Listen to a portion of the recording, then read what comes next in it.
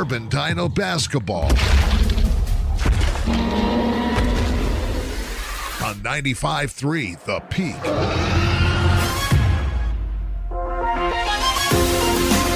Welcome to the Carbon Dino pregame show on KRPX 95.3 The Peak. Brought to you by Landon's Diesel Service. Leave your truck in the hands of those who know diesel engines. Landon's Diesel Service at 540 South 300 West in Price. And now for tonight's play-by-play, let's join Sonny Buscarini.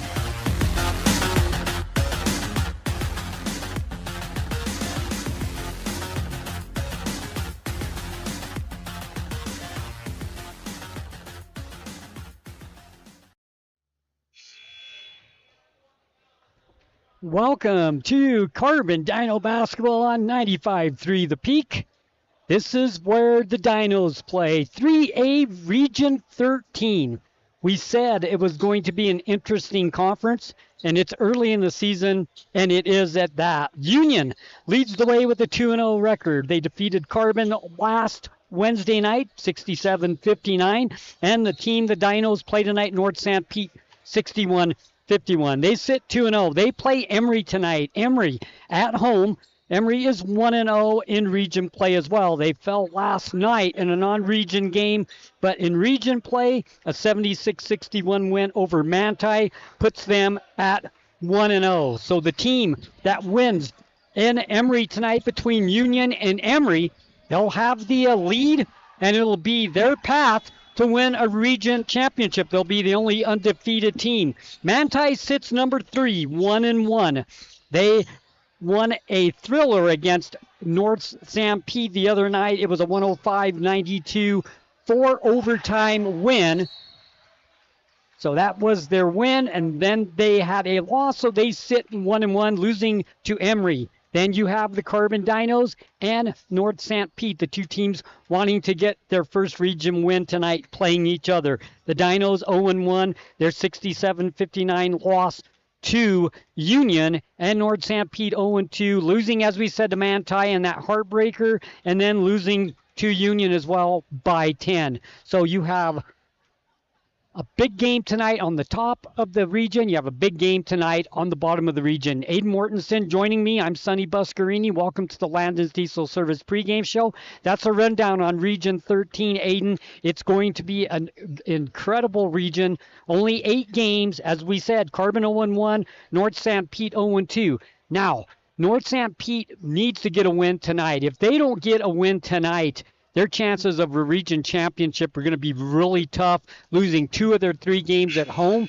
The Dinos, a win tonight puts them 1-1, but the interesting thing about the Dinos, their next 4 games are all Region 13 games against all 4 teams back-to-back at home. And you took the words right out of my mouth, Sonny. This is a critical game for both of these two teams if they want to try and control their destiny in a potential region title chase. As you mentioned, North Sanpete 0-1, with their losses coming to a middle-of-the-pack team. 0-2, excuse me, I was thinking about the... So a loss to the top-seeded Cougars, as well as a loss to a middle-of-the-pack Manti.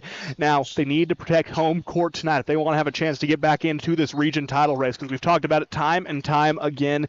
The team that wins this region will more than likely have 1 or 2 losses. So what matters most is that you are taking care of home court. And so far this season, North Sanpete just hasn't been able to do that, playing some very talented teams. For the Dinos, this win moves them to 1-1, and then, as you mentioned, they have that home stretch coming up right around the bend. That's something that the Dinos need to take advantage of as well and get a win tonight. That way, you're heading into the final weeks of region play, you control your own destiny, and that's a position that any coach would kill to be in. You want to know that you don't need to rely on any other team, any other result to ensure that you would get at least a piece of that region title. Yes, it's early in the season, but as you said, the Emory Union game tonight up at Emory High School, and by the way, our sister station, KOAL 107.3 FM and 7:50 a.m., Jordan Buscarini, Travis Anderson, they're up there at Emory High School. It's early, but, you know, the team that wins that game has the path. They'll be the only undefeated team in the region. If they take care of business, nobody can catch them. It's a huge game for being so early in the season. Down on the bottom part of the region, this game here is just as important. Now, don't let the 0-2 record on North Sanpete fool you. This is a good basketball team. They lost a heartbreaker to Manti, 105-92 in quadruple overtime, and they lost by 10 to the Union team that's 2-0 in the region. So the 0-2 record, don't let that fool you. This is not going to be an easy game tonight for the Carbon Dinos. And that's a theme we've seen throughout the season, Sonny. With the shortened regions, teams are searching more and more to try and find tougher games in the preseason slate. So we're going to see a lot of records that are less than ideal for a lot of teams because they have played some of the toughest competition they can. They're playing significantly out of the race, whether it be 4A, 5A, 6A teams they're taking on. They're trying to play the best games imaginable. And it's showing in the records because those are tough matchups. And as we move into region play, it's not going to get any easier. Record is a deceptive thing. There's no such thing in the Region 13 as a bad team, I would say. I think every team in here has a legitimate shot to make some noise come state tournament time. The only problem is, Sonny, it's like the old Pac-12. They're going to have to avoid cannibalizing each other. And right now, tonight, we're going to see if there is a clear-cut favorite in this region between Union and Emory. But two teams who are hungry for a win in Carbon and North Sanpete also playing tonight. Yeah, Carbon, as we said, 0-1, but this is a huge game for the Dinos. 1-1 if they get a win tonight, with the four next games at home. 4 straight games at home. They play every single region team back-to-back at home. That is a huge 4 games. If they can win tonight, and they can win those 4 home games, their last 2 games of the season on the road against Manti and at Emory, they could have a chance at a region championship. So the game tonight is huge for the Dinos. And let's be honest, Sonny, that game against Emory, you can call it a home game for both teams. Only a 20-minute drive between Price and Castledale. So fans of both squads are going to be showing out in full force. More than likely going to be standing room only at both locations. So the Dinos have a chance to play several significant home games in a row if you consider that factor into it. Yeah. It's all going to matter, though, coming down and taking care of business. And there's a few things that definitely can come into play as we look at the action tonight. Yes, I mean, you don't like to look too far ahead, but that's what makes this game so important tonight for the Dinos. If they could get this win and split this first 2 games on the road and take care of the 4 straight home games, which is going to be nice for the Dinos. They don't have to leave home. They have 4 straight games at home. If they can take care of those, the last 2 games of the season are going to be huge for the Dinos. Now you have Manti sitting in the middle at 1-1. They play a huge game tonight. They have a little bit of a convenience tonight. They let the 2 top teams, 2 bottom teams play in the region, and they can kind of see where they're going to fall. Right now they're in the middle 1-1, but they have an important RPI game tonight against a highly ranked Richfield team. Yeah, at this juncture of the season, Sonny, a game, whether it be in region or out of region, has major implications on postseason positioning. That's what a lot of these coaches are going to start looking at, especially if they get eliminated from the region title race. As we start to see teams drop more and more of these games, going to get more and more competitive. Even though there's not a title on the line, there is seeding on the line. And there's some teams in that front half of the bracket, Sonny, you don't want to run into. That's like walking face first into a buzzsaw. So you want to make sure that regardless of what happens in the region, you want to make sure you're positioning yourself in the middle of that pack to ensure that you get a favorable matchup and an opportunity to advance to the knockout rounds in the state tournament. Yeah, I mean, we always talk about the RPI rankings. They're important, but, you know, if you win your region, the RPI rankings is going to take care of you. That's how we've always thought that way. And I think in this region this year, with the 5 teams and only 8 region games, it's probably more than ever this year. You have Emory 1-0. You have Union 2-0. It's a huge game in Emory tonight because if Union wins tonight, they start 3-0 and they're in the driver's seat. You know, from here on out, Sonny, it's like Al Davis always used to say, just win, baby. That's what all these teams are hungry for. W's on the court. There's no such thing as a moral victory anymore. All of their games played on the court. You can't look at them on paper. That's why we play these games. It's going to be an exciting few weeks of high school basketball action here on 95.3 The Peak, on KOAL, and across the Castle Country Radio family of stations. And tonight, no exception. You and I talked about it a little off there. We figure this is going to be one of the most exciting games we've seen this year. And we've seen a lot of action from the Dinos, whether they be blowout wins, competitive losses, competitive games in general. This one, I feel, is going to be the one that comes down the most to the wire. Yeah, this Wednesday night is a huge night for Region 13 basketball. And as you said, KOAL, Jordan and Travis down there doing the Emory game. So Castle Country Radio has you covered with Region 13 basketball tonight here. Carbon Dino basketball on 95.3 The Peak, where the Dinos play. You can also watch us on the KSL app, and you could also watch us on YouTube. Yep, you can go to YouTube and type in Castle Country Sports Carbon. That's going to take you to a live stream of tonight's game, where not only are you going to get access to the live stream, but you can go back and on demand watch any game of the Dino season thus far. It's so convenient to go catch up on Dinos action. If maybe one night you can't catch the action, it's all right there on Castle Country Radio Carbon on YouTube. We'll have the scores for these games for you throughout tonight as well. Aiden's great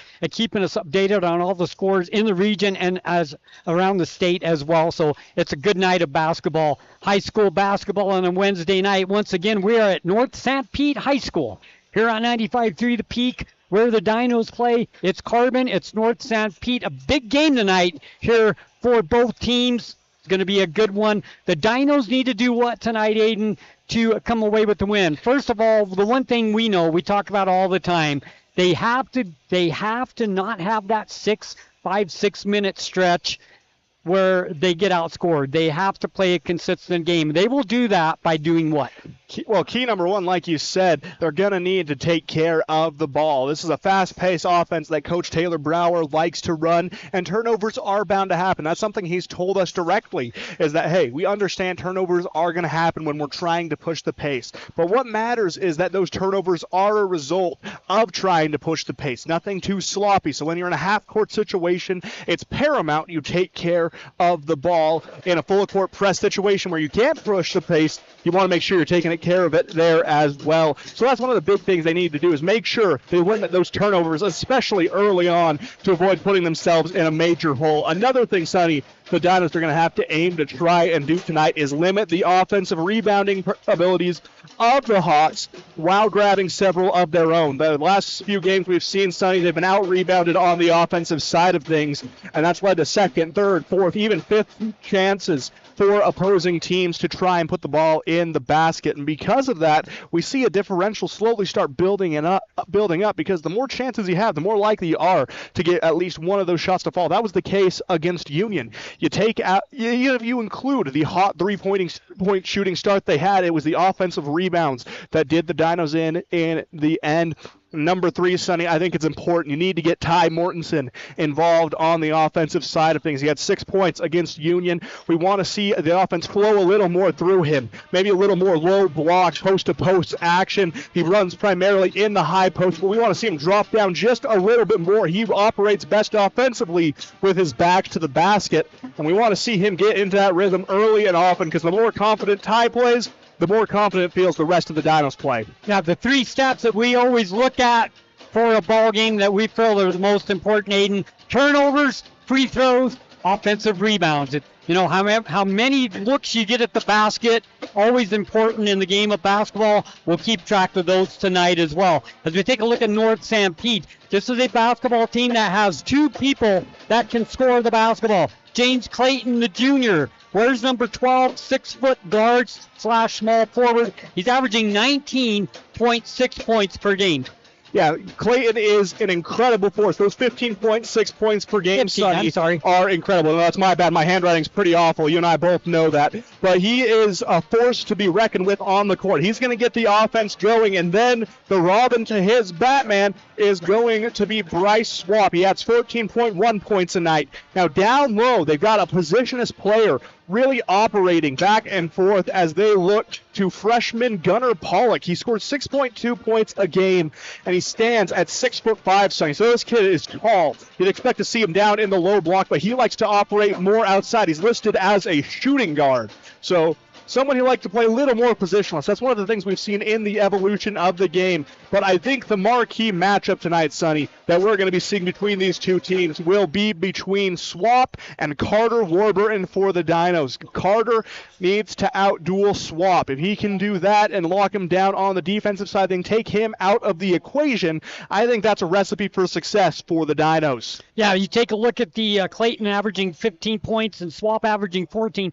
It's going to be hard to shut both both of them down. The Dinos need to try to shut one of them down on the offensive side, and that will definitely help the Dinos. Yeah, you need to shut one of them down, but you also need to keep an eye on those tertiary options. So that is looking at Hudson Smith, the junior small forward. That's looking at Gunnar Pollock. That's looking at Maddox Madsen. You want to make sure you're keeping them in your periphery. You don't want them heating up and replacing what would normally be done by one of those two marquee players. Right. Taking a look at the Carbon Dinos, leading the way for the Dinos right now. High scorer for the season, number 10, the senior guard, Carter Warburton. He's averaging 12.6 points per game, shooting the ball really well this season. No, and it's a confidence thing we've seen. Last year, he was forced into a role where he wasn't necessarily the most comfortable. He had to be a primary ball handler, and he was good at it, but it wasn't necessarily what he wants to play. He operates very well off the ball as a catch-and-shoot player. He's good at cutting across the floor, creating space for himself and his teammates. So as he's had the opportunity to break into that role this year,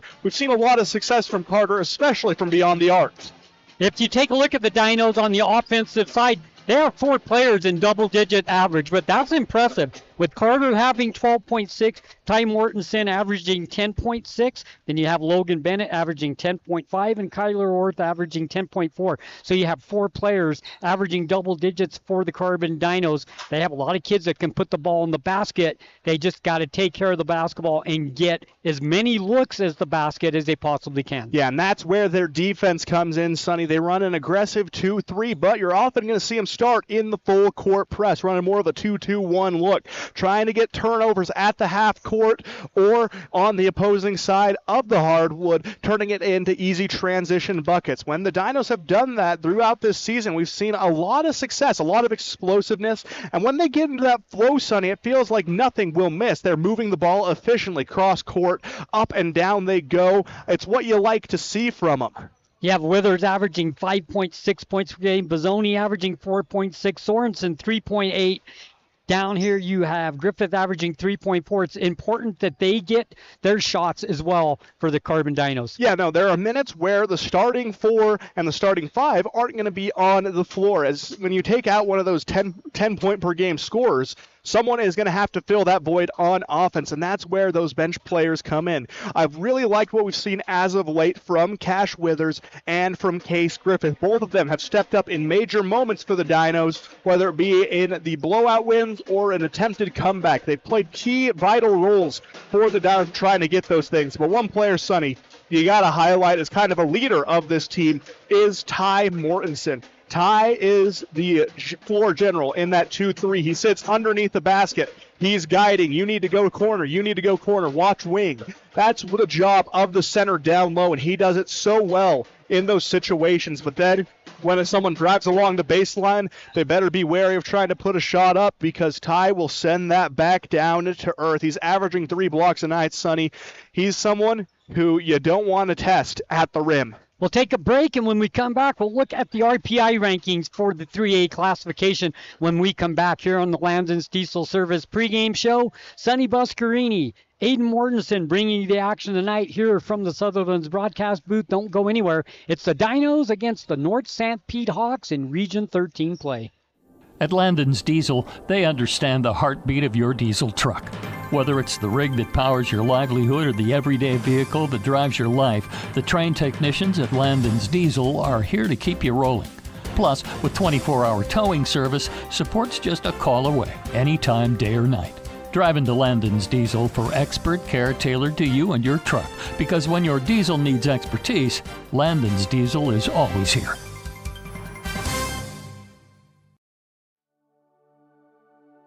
At A Perfect Smile, they specialize in transforming your smile with precision and care. From porcelain veneers and dental implants to orthodontics, crowns, and bridges, their expertise covers every aspect of general and cosmetic dentistry. Dr. Jackson and his team are here to address even the most challenging dental concerns, helping you achieve a smile you'll love. Ready for a smile makeover? Call A Perfect Smile today, 637-2100, to schedule an appointment. Looking for the perfect mattress? We've got you covered. At Bill's Home Furnishings, we have the largest selection of mattresses in eastern Utah, including the highly rated Serta Perfect Sleeper. And when it comes to price, we're competitive with anywhere in the state.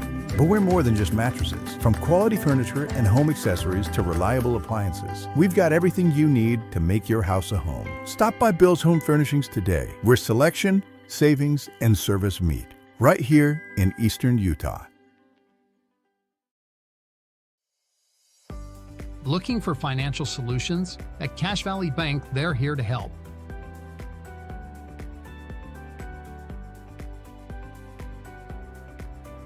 Whether you need commercial loans, mortgages, or expert financial advising, they've got you covered. Visit them today on the corner of First West and Main Street. Cache Valley Bank, your partner in financial success. Equal housing lender, member FDIC.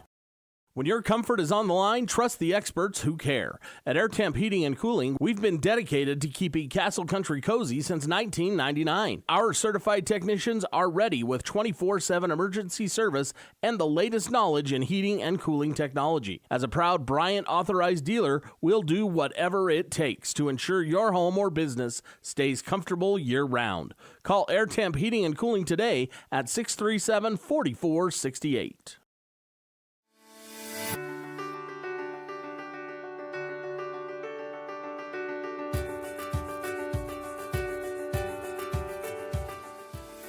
Hi, I'm Dr. Daniel Kelly, owner of Castle Valley Orthodontics. What's keeping you from having a perfect smile? We understand what you want from a local orthodontist, and here at Castle Valley Orthodontics, you'll be treated like family. Call Castle Valley Orthodontics at 637-2222 for a free consultation.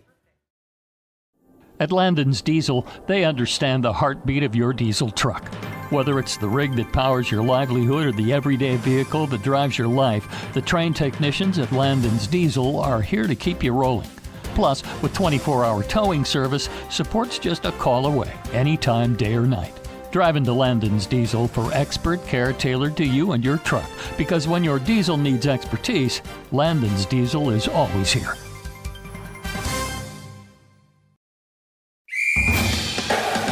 Carbon Dino basketball continues on 95.3 The Peak.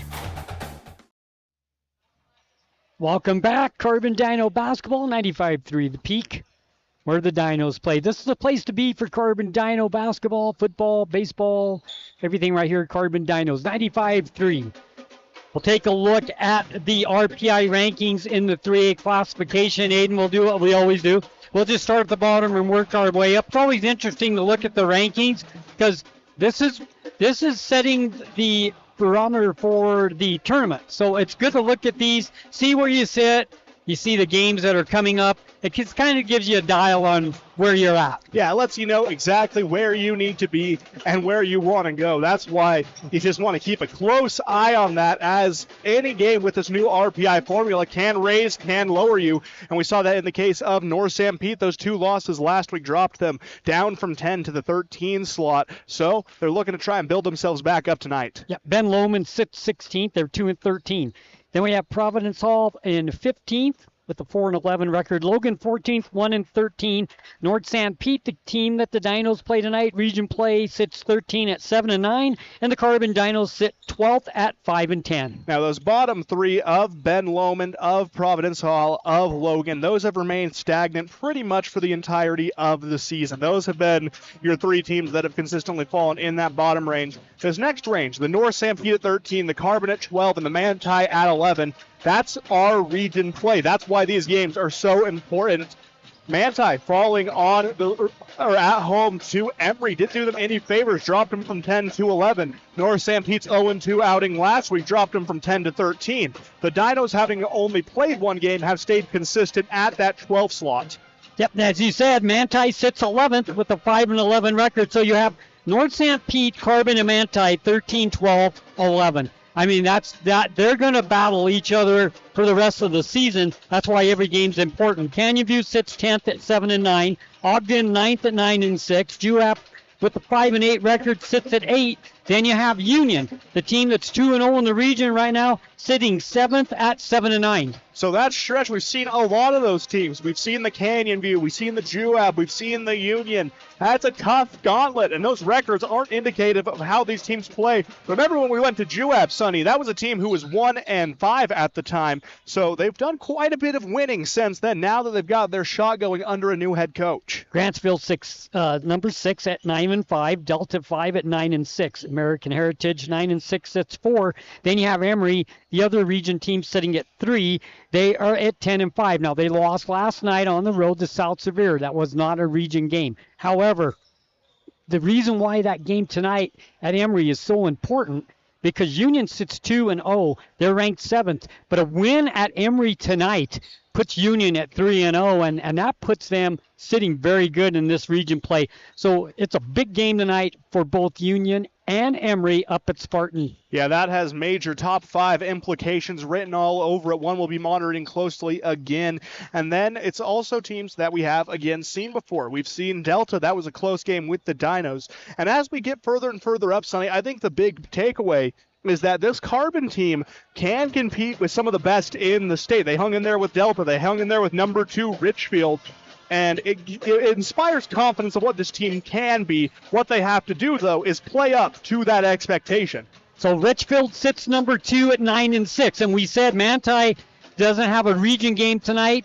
They get to sit back and let the top and the two top, two bottom teams play, and they can see where they sit in region play. But they have a really important RPI game tonight. As I said, they sit number 11 and they play number 2 Richfield. So it's a huge game for Manti tonight, even though it's not a region game. Yeah, no, a win against the Wildcats for Manti, that would boost them at least to the 8 or 7 slot. So they're hungry for a win, Sonny. That's a team who, as of late, across almost every sport, has haunted the Templars. The Wildcats of Richfield, always good across the board. They're hungry for a win. That's going to be a fun one to follow along with.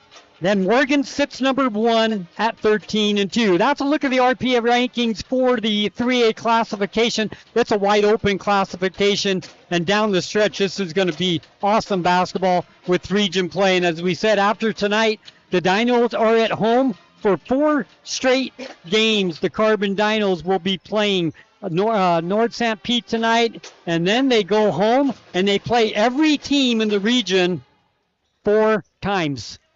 Yeah, it's going to be a fun slate of basketball coming up right around the bend. I'm looking forward to it. You're looking forward. But let's look at the now.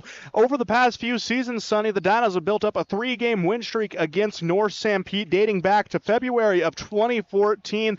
The last season in region play, the Hawks were the Dinos' lone region wins. North Sanpete hungry to flip that script. And if anything, we saw a very competitive freshman game. We saw a competitive JV game. Now we're expecting a bloodbath of a varsity game. These two teams right now looking focused as can be as they warm up. I don't think we've seen this level of concentration from Carbon during warm-ups in a while. They know how important this game is. Yeah, we're about 3 minutes away from tip-off here at North Sanpete High School. Once again, if you are just joining us here on 95.3 The Peak, it's a big game tonight. Region play. It's Carbon and North Sanpete. The Dinos coming into region play 0-1. North Sanpete 0-2. Huge game tonight in Region 13 here at North Sanpete. We'll take a break, and when we come back, more of the Landon's Diesel Service pregame show. Don't go anywhere. At Landon's Diesel, they understand the heartbeat of your diesel truck. Whether it's the rig that powers your livelihood or the everyday vehicle that drives your life, the trained technicians at Landon's Diesel are here to keep you rolling. Plus, with 24-hour towing service, support's just a call away, anytime, day or night. Drive into Landon's Diesel for expert care tailored to you and your truck. Because when your diesel needs expertise, Landon's Diesel is always here.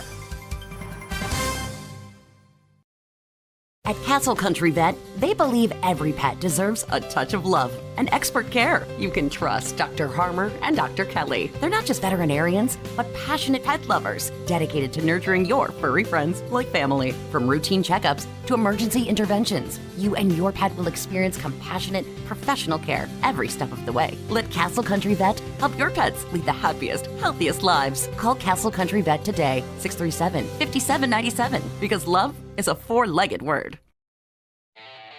Discover peace of mind with Don's Hometown Insurance, now even closer to home at their new location, 58 West Main Street in Price. Connect directly with friendly agents ready to tailor a package just for you. Imagine bundling your home, auto, and life insurance, simplifying your life while maximizing your savings. Experience personalized service designed to protect what matters most to you. Visit Don's Hometown Insurance today and feel the difference. The Dinos play here on 95.3 FM, The Peak.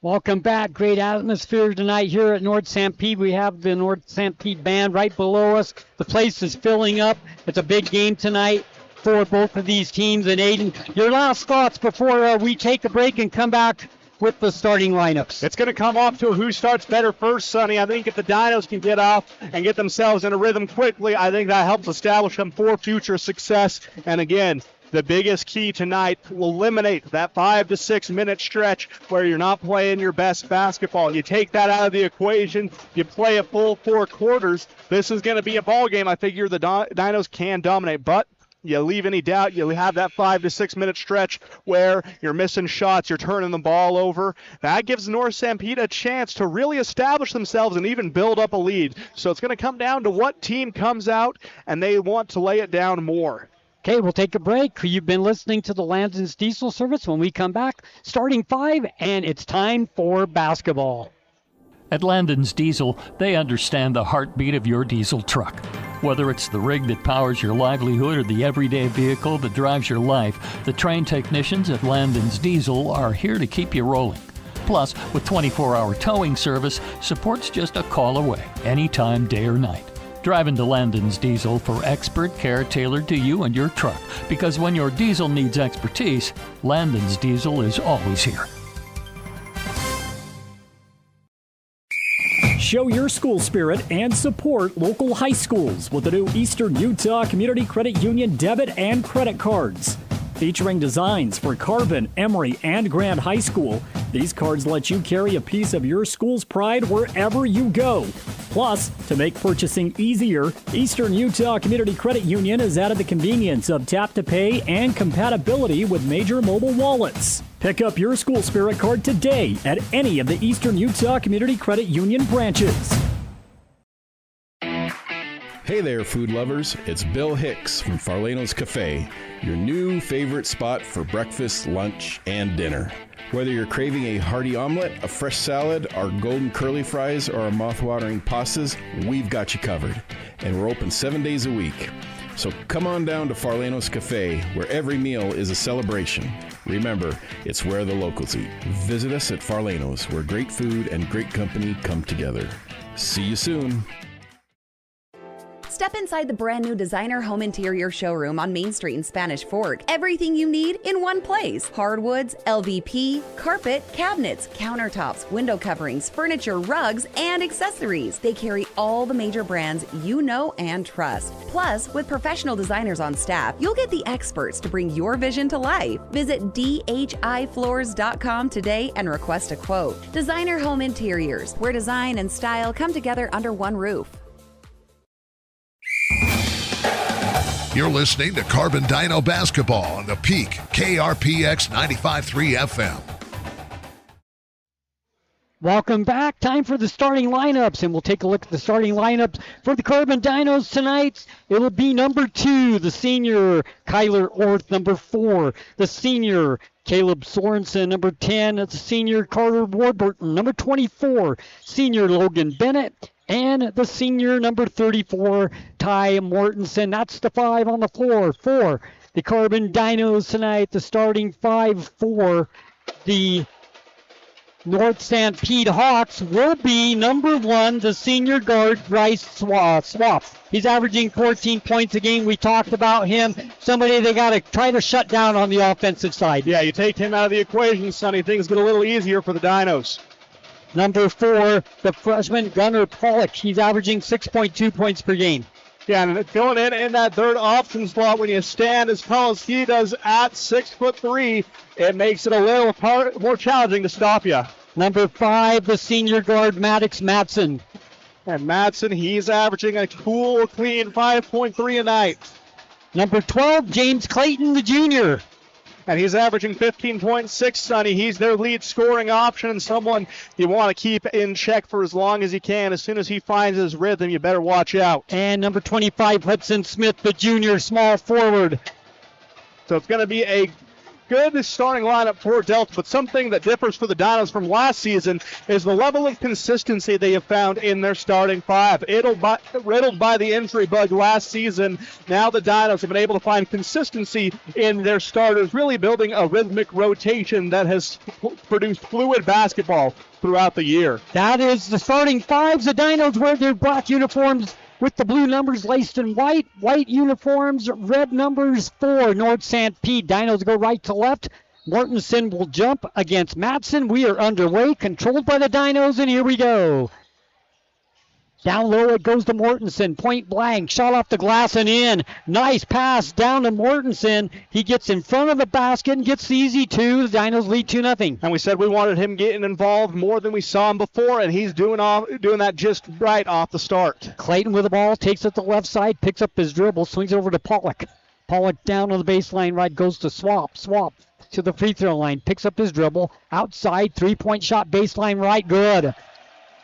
The freshman, Gunnar Pollock, with the three. He answers back quickly, and the Hawks lead 3-2. And we discussed Pollock liking to play position as basketball. It shows it off with that three-pointer. Bennett with a three down the barrel, long off the glass, no good. Rebound, Swap, he'll bring it up the floor. Bounce pass down underneath in the paint goes to Madsen. Back to Swap on the baseline. Scramble for the basketball, gets it back.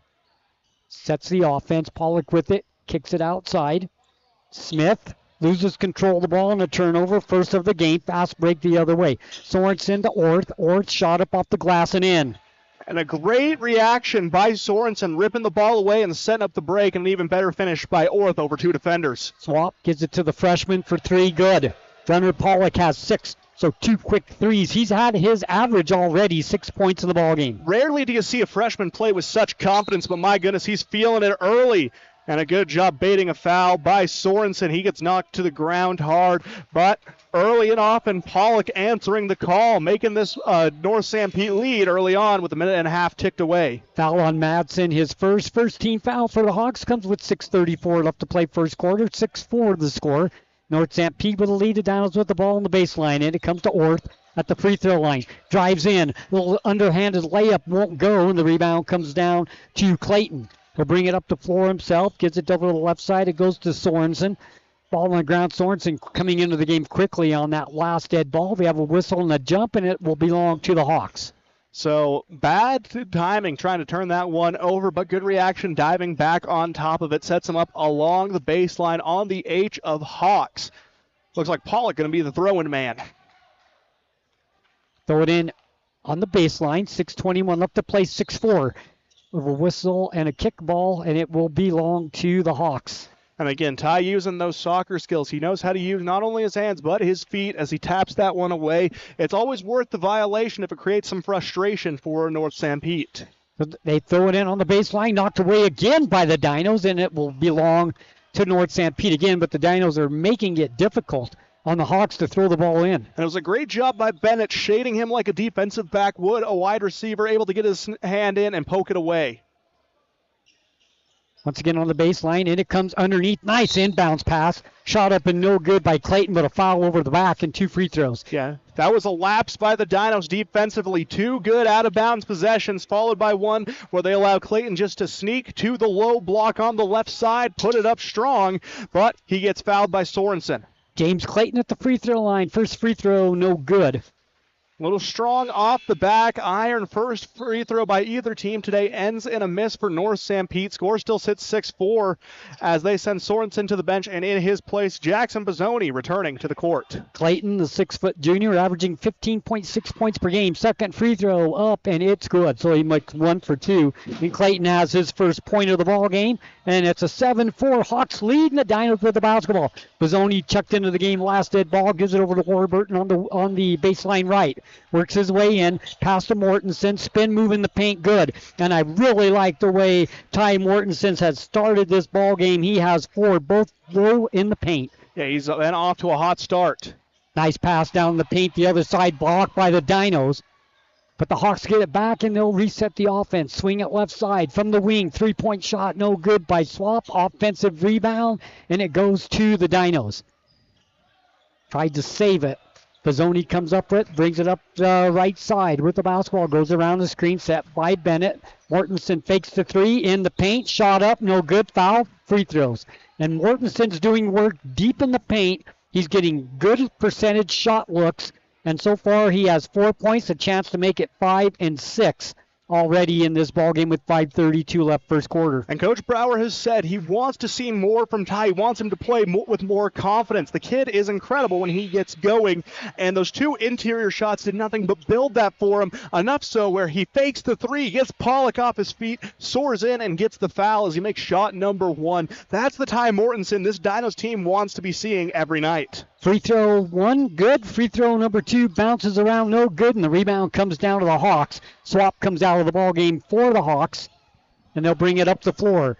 Across the half-court stripe, takes us over to the right side. Moon checking into the ball game for Swap. Here's the drive of the basket by Clayton. Knocked out of bounds, swatted away, and a whistle and a foul. Now 2 free throws once again for Clayton. Now defensively, Sonny, we're seeing something we don't normally see from the Dinos, but it's something I've been asking for the longest time. As they break out of the zone, they're playing man-to-man. It's creating fits for North Sanpete team, who on everything they've seen on film is expecting to go to 2-3 or a 3-2. James Clayton, 2 for 3 now from the free throw lines. The first free throw is up and in. He has 2 in the ball game. 8-7.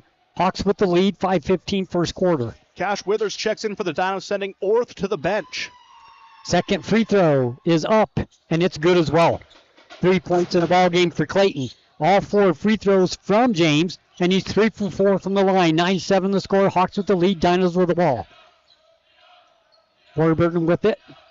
Left side, thought about the 3, gives it to Mortensen. Morton swings it over in the right side to Withers. Back to Warburton, 3-point shot from the wing left, good. And Carter has his first 3 of the ball game, and the Dinos lead 10-9. And the methodical passing of the Dinos is picking apart this North Sanpete defense. They're trying to triangle up in the high post, and it's just creating openings for Carbon to take advantage of all day long. Clayton to Sorensen. Sorensen picks up his dribble. Gives it to Pollock. Pollock picked up there. Nice bounce pass down underneath. Good defense by the Dinos. They're going to have to kick it back outside. Mortensen made them change their mind. 3-point shot down the barrel by Pollock. No good. Rebound comes down to the Dinos. Down the right side, they come with the basketball to Withers. Thought about the 3. Changes his mind. Over to Bozzoni. Cross-court pass to Warburton on the baseline right. Works his way in. Back over to Withers. Bennett on the baseline. Back to Withers. Withers from 15, good. Nice ball movement by the Dinos. His first 2 of the ball game. Carbon has 4 players that have put the ball in the basket, and they lead by 3, 12-9. One thing about Cash is he loves to shoot that ball. Back the other way, a little give and go. Good pass to Clayton. He takes it in the paint, lays it up and in, whistle and a foul, and he'll go to the free throw line for a chance for an old-fashioned 3-point play. That foul for the Dinos is on Mortensen, his first. It's a 13 foul. I don't think that's a good call, Sonny. He didn't make any contact with him while he was up in the air. I think they were looking to try and find someone, and that was the closest jersey. I won't argue that a foul happened, but calling it against Ty, not the right move. So Clayton to the free throw line, chance to make it 6. Bennett and Warburton come out of the ball game for the Dinos. Griffith checks in. Yeah, it was on the ground, Sonny. Why is he getting 2 shots? And it looks like an M1. Yeah, it looks like Coach Brower rightfully arguing that along the sideline.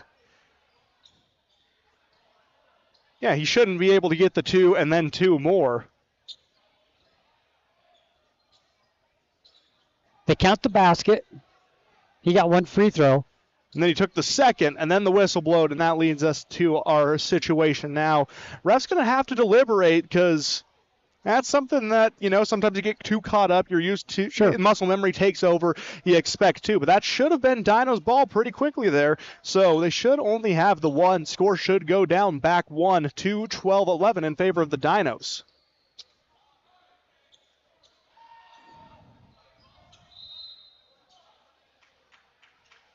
I think it's 12-12.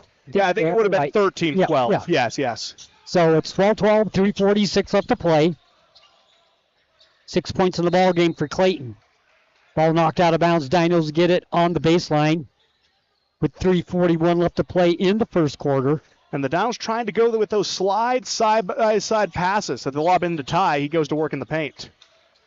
Out of bounds and a turnover for the Dinos, their first of the ball game. Both teams with one turnover. 3:37 left to play in the first quarter here at North Sanpete High School. We're tied at 12. It's Dino basketball, 95-3 the Peak. With the basketball, bring it up to Ford's Moon. And Ty tried to go with a little wraparound pass to Griffith, but couldn't get the right connection to him. Goes soaring out of bounds as a result. Clayton finds a little gap. Looked like an easy shot, gets turned into a tough shot, but he gets it back. And then a whistle and stepping out of bounds, or is it a foul? They're going to call a foul on the Dinos on the ground. They're going to whistle that one against Orth. As the little bump and grind foul along the baseline, they're going to call him for his first personal foul, but that is the fourth team foul against the Downs. It's going to be free throws the rest of the way for North Sanpete. Yeah, the referee pointed to the ground. I didn't know if he was saying he stepped out or it was a foul on the ground. They called the foul. Clayton with the ball. Swings it outside the Moon for three. Good. Moon down the barrel with the three. His first basket of the ball game. And Mason, the freshman, on the board, and it's a 15-12 Hawk lead. Dinos with the basketball to Griffith. Free throw. Gives it over to Mortensen on the baseline. Orth finds a little gap. Lay it up off the glass. No good. Whistle and a foul. And free throws for the Carbon Dinos. It'll be free throw number 3 and 4 for Orth. Looking for his third and fourth points of the ball game with 2:57 left to play. Dinos down 3. They're going to call it on the ground. That doesn't make much sense, Sonny. He was up in the air taking the shot as he absorbed contact. There was none before he tried to put it up. So a questionable call there from the officials. Taylor comes into the ball game. I thought he was shooting. They say on the ground, so the Dinos will throw it in on the baseline. And it comes to Bozzoni, gives it to Mortensen. Swings it to Withers, back to Mortensen. 3-point passing.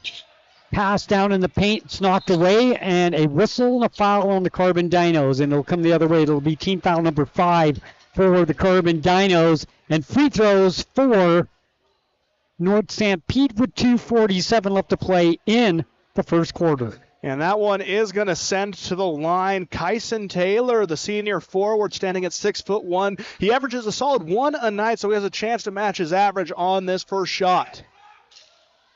Senior forward at the free throw line.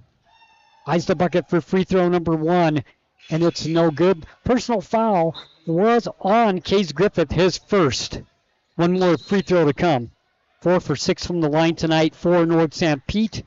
Timeout on the floor, and we will take it with them. 2:47 left to play first quarter. It's North Sanpete 15 and the Carbon Dinos 12 when we come back. I was hoping to talk to someone about updating my insurance policy. I am able to understand complete sentences. That was a complete sentence? I didn't understand that. Can I just talk to a person? No one talks to humans anymore. Sometimes humans are just more helpful. I hear you. Why don't we review your coverage with a super check? Farm Bureau Financial Services. It's your future. Let's protect it. Contact Farm Bureau agent Jill Jensen in Price today. Carbon Dino basketball continues on 95.3 The Peak. Welcome back, Carbon Dino basketball. 15-12, Hawks with the lead over the Carbon Dinos. Free throw for the North Sanpete Hawks. It's Taylor at the free throw line. Second free throw's up and good. Substitutions coming into the ball game for the Dinos. Bennett comes back into the ball game. Taking the seat will be Withers. 16-12. With the exception of Sorensen, the starting 5 back on the floor, and in his stead will be Jackson Bozzoni. Bozzoni drives inside, finds a gap, lays it up off the glass and in. Jackson had his mind made up when he went to half court that he was taking it to the basket, and he gets the easy 2, 16-14. And he's so good at that midair move, son. He's switching it around, going up with the finger roll on the right. Smith, bounce pass down low, goes to Taylor, off the glass, no good. Rebound comes down to Orth. Orth with Bozzoni, here come the Dinos. Hawks get back on defense.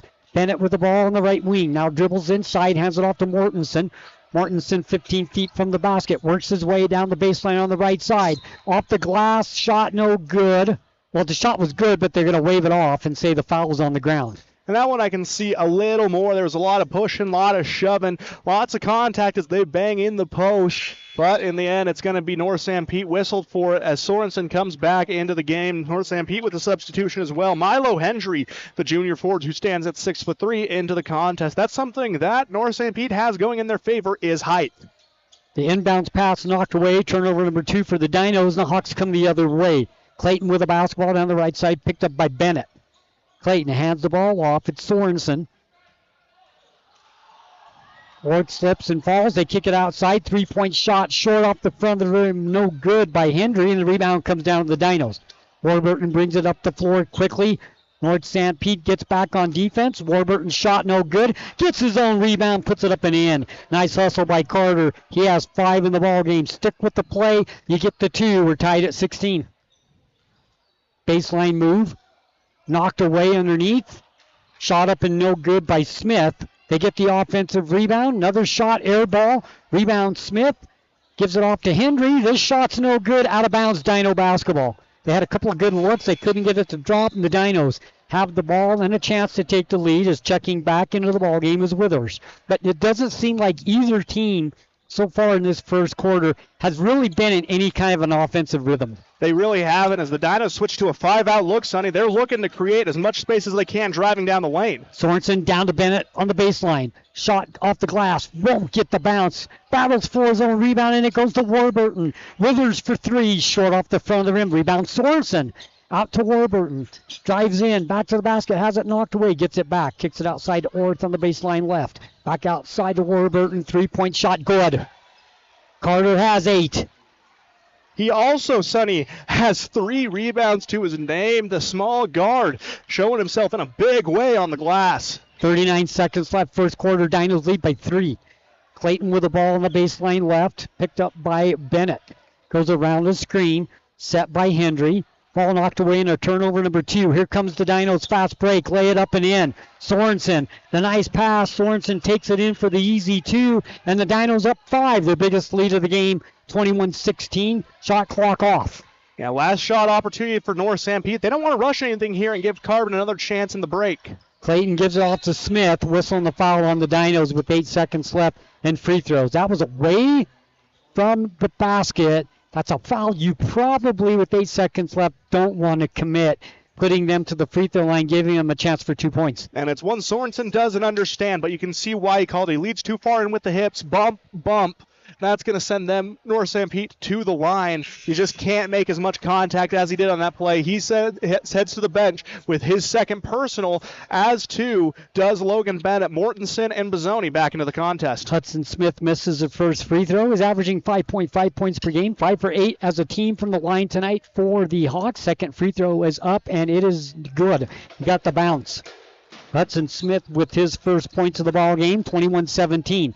5 seconds left to play. Bozzoni with it for the Dinos. Hands it off to Withers. Gives it to Mortensen. Mortensen bounce pass underneath the Warburton at the buzzer and to count it. They're debating it right now. Are they going to count it? Between the baseline and the side. Judge Sonny, from up here, it didn't look like he got it off in time, but that's just my angle up and above. They say no. I can see why. If we had instant replay, Sonny, you could zoom in. I think the ball was still in his fingertips before that, after that buzzer sounded. We can disagree once in a while. Every once in a while. I disagree. It's not a freaking thing. Either way, 21-17. The Dinos with a 4-point lead after 1 when we come back. Here at North Sanpete High School, it's Carbon Dino basketball on 95.3 The Peak. You see your friends with their new travel trailers, four-wheelers, and side-by-sides. They're living the dream, right? Well, it doesn't just have to be a dream. You can start living that same dream life today by starting your new career with GMS Mine Repair and Maintenance. GMS is hiring mechanics, electricians, fabricators, experienced and inexperienced miners. They offer high starting wages, benefits, a 401k, and vacation pay. Local jobs are available. Apply today. Email your resume to kbarker@gmsminerepair.com. The dream can be yours with GMS Mine Repair. The Dinos play here on 95.3 FM, The Peak. Welcome back, Carbon Dino basketball. 21-17 after 1, and we looked at the replay. And Aiden, I think you were right. I don't think he got that off. No, it was a matter of seconds that made the difference in that call, but they were seconds that went against the Dinos. But with the ball back in their possession to start the second quarter, they have a chance to right that. Yep. Whistle and a foul.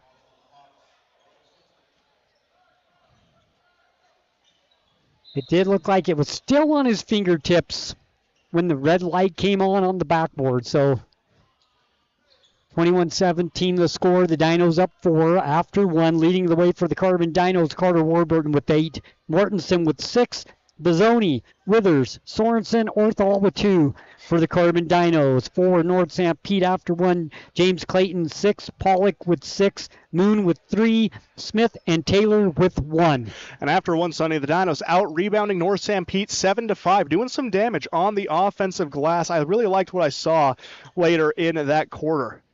From Carbon, they did an excellent job keeping the composure. That man defense is working, and when they switch back and forth into that 2-3, it's creating some chaos for the Hawks.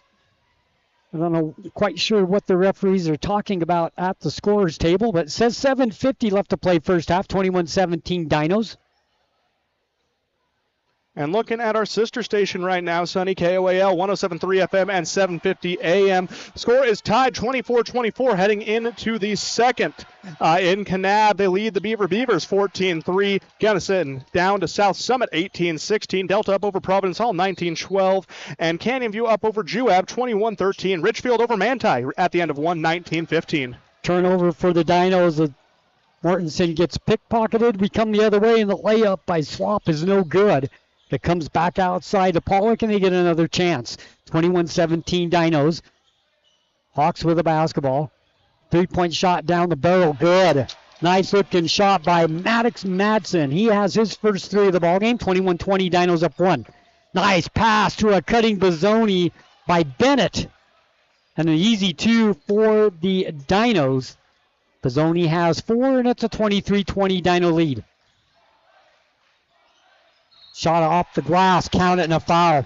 Beautiful move to the paint by Madsen. He now has 5, and he has a chance for an old-fashioned 3-point play. Foul on the Dinos will be team foul number 1. Madsen starting to take over here early on in the second. He's matched his season average of 5.3 with that shot. A chance to make it 6 now at the line. They send Carter to the bench after picking up his second foul. In his stead, Cash Withers enters the game. 7:14 left to play, 23-22. At the free throw line, Maddox Madsen, you said that game in Emory tied. That's a huge Region 13 game tonight. Free throw up and good. He gets the 3-point play. He has 6 in the ball game. 7 for 10 as a team. At the free throw line for the Hawks, we're tied at 23. Bizzoni with the ball, swings it over the left side. It goes to Bennett on the baseline. Double team, shot good. Didn't matter if he was double teamed or not. Bennett gets his first points of the ball game on the baseline shot, 25-23 Dinos. And he's so confident in his shooting abilities, Sonny. 2 guys doesn't phase him. You got to throw a third in there to even try and have a chance of stopping him. Clayton, nice move into the paint. He saw a little gap. He took it strong. He has 8, and James Clayton's having a good game. 25-25. Withers with the ball knocked out of bounds. Dinos will retain possession on the baseline. Good. Withers averaging 15 points a game. He has 8 right now. 8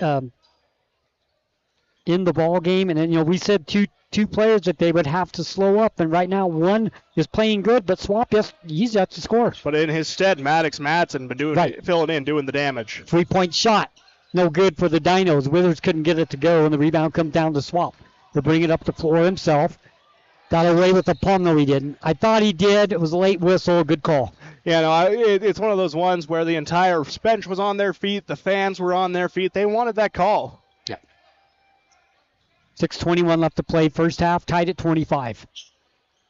Bennett going to be the inbound man, but full court pressure coming from the likes of Madden against Bizzoni. And it comes to Bizzoni into the paint, off the glass and in. He was a bit out of control. It didn't matter. He got the shot to go. Jackson has 6, and the Dinos lead by 2. He's so good at steadying himself in the air. Yes. Even if he goes up off balance, he's good at correcting himself, getting upright. Clayton, once again, finds a little gap and takes it strong to the basket, and the Dinos are going to have to find an answer for that. He has 10. 3-point shot the other way. Good!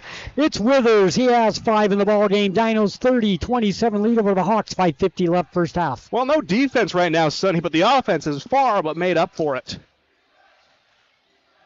Madsen down to the baseline, knocked out of bounds. Dino basketball. Turnover number 4 for North Sanpete. So the Dinos have 3. North Sanpete 4. So both teams taking really good care of the basketball here in the first half. And that last possession, the Dinos leading up to that were in the 2-3 zone. They switched to man, caused some confusion, and they throw it out of bounds. Bazzoni, double team, picks up his dribble. In a bit of trouble in the timeout.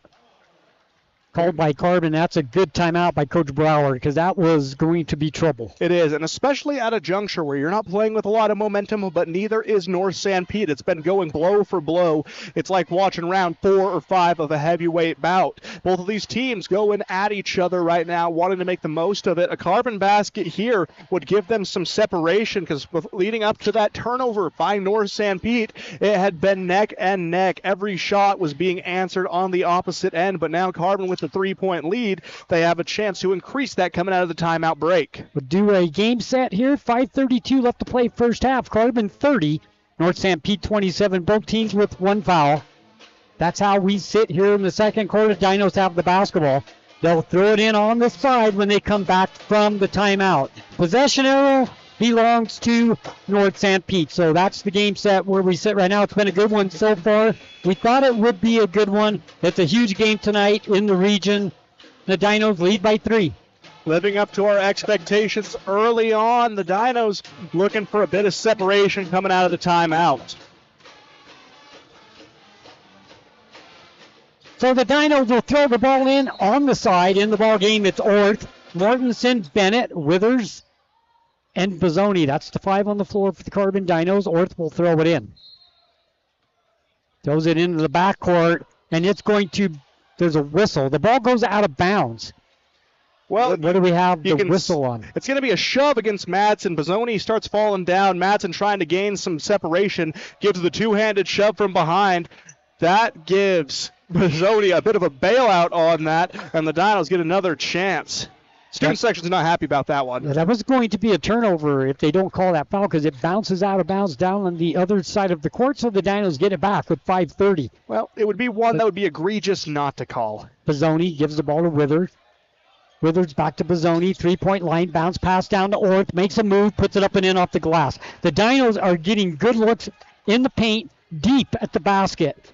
32-27.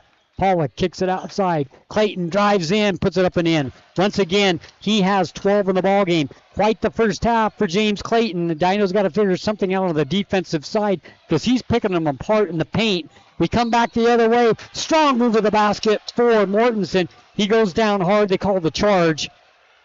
Ty's still down, but he's going to get up. He's okay. That's a good sign. He went down hard. Yeah, it looks like he had the wind knocked out of him just a little bit. He took a lot of contact, but you got to give credit to North Sanpete. They set their feet. They're absorbing just as much contact, but Ty's the one who's up in the air, so he's going to have the farther fall. Clayton with the ball. Stands at the Eagle. Now takes the Hawk, takes it to the right side. Picks up his dribble. Swings it over to Pollock. Drives in, off the glass and in. They're getting good looks at the basket, too, are the Hawks. It's a 32-31 Dino lead. Bazzoni with the ball on the right side. Gives it off to Mortensen, 3-point line. Puts the ball on the ground, a little spin move, shot from 10, short. Rebound comes down to Pollock. He'll bring it up the floor himself, comes up the right side. Nobody picks him up, goes all the way into the paint, shot up, no good, whistle on the charge. Bennett stood there, he got the charge. That was a leisurely one. Bennett had time to get into the lane, set his feet, do some homework, drink some Gatorade before taking the hit and falling down to the ground. Just Pollock could not adjust while he was on the run. He had a head full of steam, and that was his downfall in the end. Carbon taking Mortensen out in his stead. Case Griffith. We're probably going to see a switch back into a 5-out look. Foul on Pollock, his first. Dinos with the basketball. Bazzoni hands it off to Orth. He'll take the 3 left wing. Good. Nothing but net. Orth has 7 in the ball game. Dinos are up 35-31 with 4 minutes left to play first half. Now, we don't call Kyler Orth a shooter, but my goodness, did he hit that one from range. Ball knocked away out of bounds. Hawks will retain possession on the side.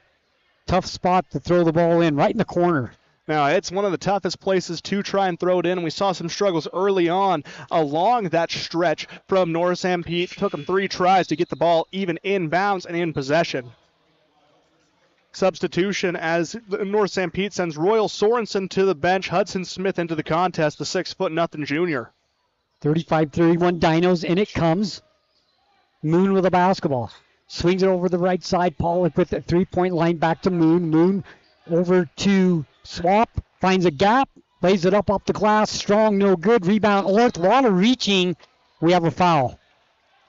And we come the other way. They were trying to go for the jump ball and thought they had it, but they ended up reaching over the back, draping over him like a backpack. And that's when that ref is going to typically call that fall. As soon as you're not front-facing or even to the side, that's when the official is going to whistle you for that over the back. Foul on Gunnar Pollock, his second. Team foul number 4 for the Hawks. Orth drives inside, kicks it outside. Here's a 3-point shot. Bozzoni can't get it to go. Rebound, Clayton. Nice board, gives it to Swap, brings it up the floor. Fast break. Dinos get back on defense. Good job for the Dinos to get back. The ball's knocked away in a scramble for it, picked up by the Hawks. And now they'll set the offense. Moon for 3. Long.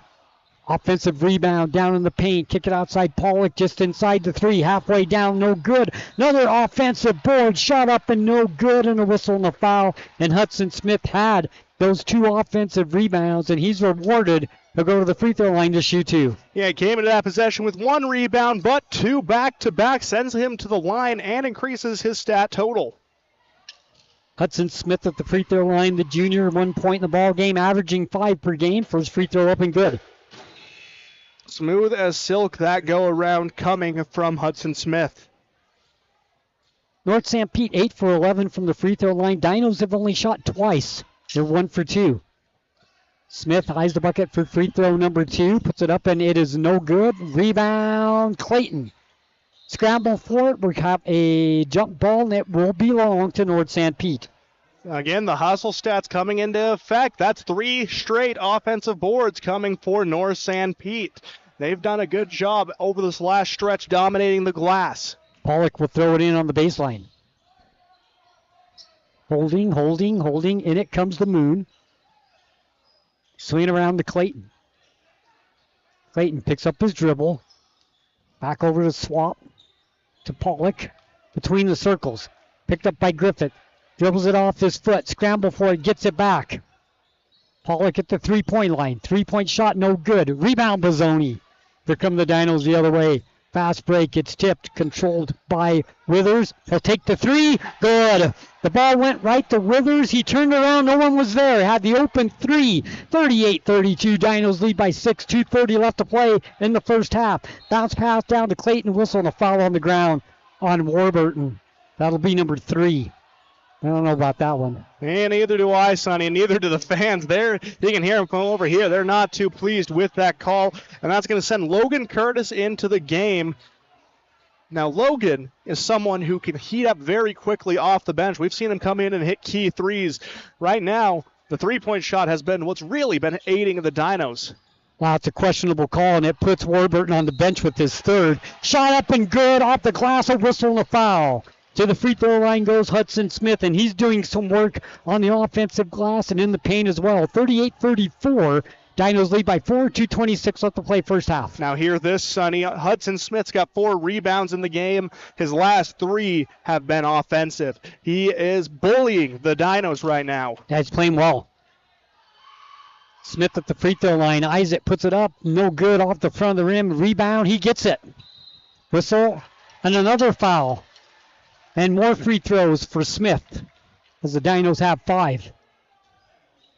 Free throw for the Hawks. The foul's on the foul's on Case Griffith, his 2nd. That's when you're glad didn't go against Bennett. He's normally one we see in foul trouble. You want to keep him in as long as possible. Smith's first free throw bounces around, drops. 9 for 13 from the line tonight for North Sanpete. 38-35, Dinos up 3. Second free throw, up. Good. Smith has 6. Well, and Hudson Smith now up to 5 rebounds, 4 of them offensive, and he's earning his points at the line. He's getting he's crashing the glass, going up, getting hit, taking his shots at the charity stripe, and doing it all again. Rinse, repeat all day long. Coming for the junior. Come off the bench, he's had a pretty immediate impact. Excuse me, he was a starter.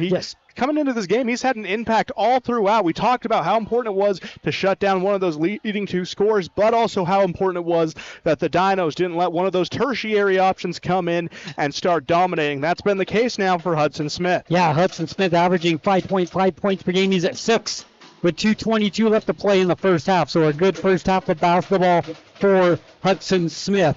We'll do a game set here with 2:22 left to play in the first half. 38-36, Dinos with the lead. Will be shooting free throws for the rest of the quarter. Dinos have 5 fouls, 4 fouls on the Hawks. And right now this game's getting a little scrappy, and the foul differential shows at 5 for the Dinos, 4 for North Sanpete. Free throws the rest of the way, no matter the call. Possession arrow belongs to the Dinos. Full court pressure being applied now for North Sanpete for the first time in the ballgame. Bozzoni with it. Goes around the screen set by Logan Curtis. He'll goes all the way to the basket. Some contact, no whistle. Shot up, no good. And rebound comes down to North Sanpete. Smith with the basketball. Gives it ahead to Pollock over the moon on the left side. Back to Pollock. Cross-court pass. Down on the right side. On the baseline. Here's a move by Sorensen and a turnover, number 5 for North Sanpete. Fast break the other way. Laying up and in Bozzoni. Bozzoni has 8. Playing well tonight. 40-36. Dinos up 4. And a great job by Griffith setting that up with the poke away. Swap. Basketball, top circle, resets the offense. 23 on the shot clock, plenty of time. Sorensen back to Swap. Swings it over the moon on the left side, back to Swap. They play perimeter catch. Bounce pass down to Pollock on the baseline. 10-foot shot, good. Nice ball movement. Pollock's in double digits. He has 10. 40-38, Dinos up 2. Curtis hands the ball off to Bennett. 3-point shot, baseline left, no good. Rebound goes to Swap. Swap throws it right to Bennett. Bennett ahead to Curtis, and he'll lay it up and in. Nice look by Bennett for Curtis, the easy 2. 42-38, Dinos up 4. The Dinos, whenever they need to, whenever North Sanpete starts clawing into that 4-point lead, the Dinos are good at responding. It feels like with how effective North Sanpete's been at crashing the glass, it should be a North Sanpete lead, but you got to give credit to the Dinos. They've done what they've needed to do. Pollock down low, kicks it outside, Swap for 3, can't get it to go. Rebound comes down to Curtis. Curtis down the floor to Griffith. He tried to stay in bounds. The referee said nope, the toe hit the line. Turnover for the Dinos. They both have 6 turnovers in the ball game. 39 seconds left to play first half. Dinos up 4. And that's a stat you're going to be happy about for both coaches. Sure. Only 6 in a fast-paced physical game is pretty impressive. Now, North Sanpete's only come up with 2 steals, but the Dinos they forced 5 of those 6 turnovers in a steals. Mortensen comes in for Curtis. Good minutes for Curtis. Down low it goes to Clayton. Bounce pass on the baseline. Shot blocked by Mortensen. It goes to Withers. Here come the Dinos the other way. Bozzoni on the baseline. Knocked out of bounds. Dinos they're going to give the ball to North Sanpete. I thought that went off North Sanpete. They say no. It looked like more of a slip off the hand. Yeah. But a Ty Mortensen block, something we hadn't seen yet this game. Feels like that can be a big momentum swinger, especially in stopping this potent offense that the Hawks have been throwing at Carbon. Swing it over the right side. It's Sorensen. Sorensen down to Clayton. Back to the basket. Kicks it back outside. Swap drives in. Uses glass. No good. Rebound Mortensen to Bozzoni. Ahead to Withers. Lay it up and in. Beautiful fast break as the clock expires. And what a way to end the first half for the Dinos. The fast break they get to Carbon with the 44-38 lead. It's halftime, and when we come back, the Castle Valley Orthodontics halftime show when we come back.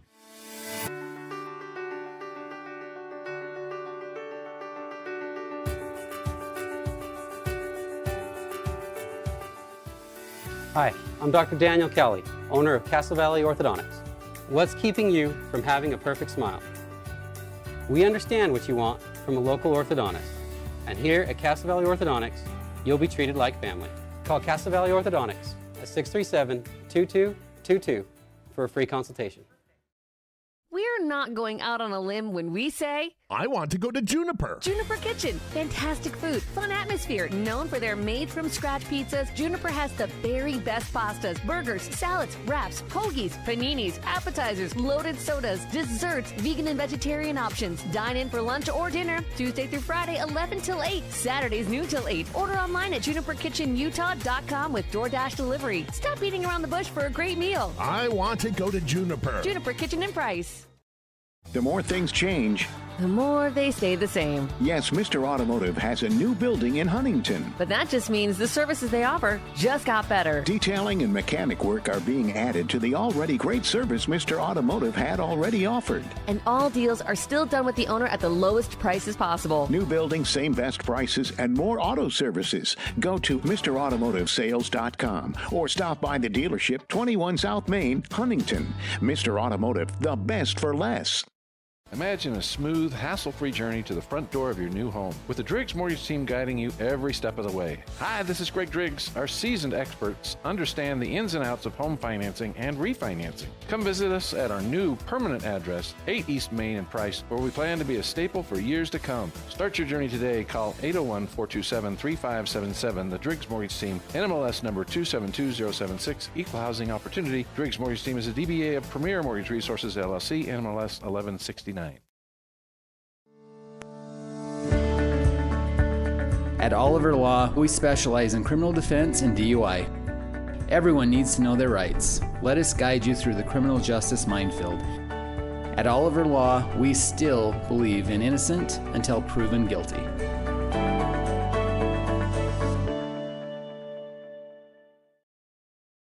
In the heart of Carbon and Emery counties, Quick Realty is here to help you make the right move. Experience the future of home buying with our Matterport 3D tours, giving you an immersive look at your potential home from anywhere. Meet our dedicated team of local professionals, just real people who care, walking you through every step of the way. As a Zillow Premier and Realtor.com specialist, Quick Realty is your trusted expert, handling everything from residential, commercial, and mountain properties to property management. Your dream home is just a call away. Let Quick Realty help you find it.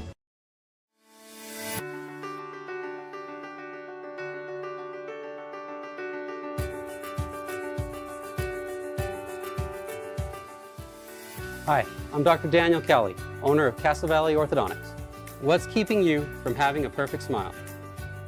We understand what you want from a local orthodontist, and here at Castle Valley Orthodontics, you'll be treated like family. Call Castle Valley Orthodontics at 637-2222 for a free consultation. Welcome to the Carbon Dinos Halftime Report, brought to you by Castle Valley Orthodontics. Call 637-2222 and schedule your free consultation for a smile that will last a lifetime.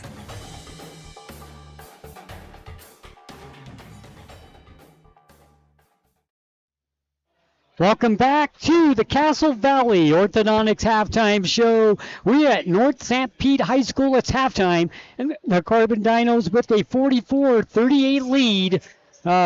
Good first half for the Carbon Dinos, and we said this was a huge game tonight, and the Carbon Dinos have answered the bell in the first half with a 6-point lead, Aiden.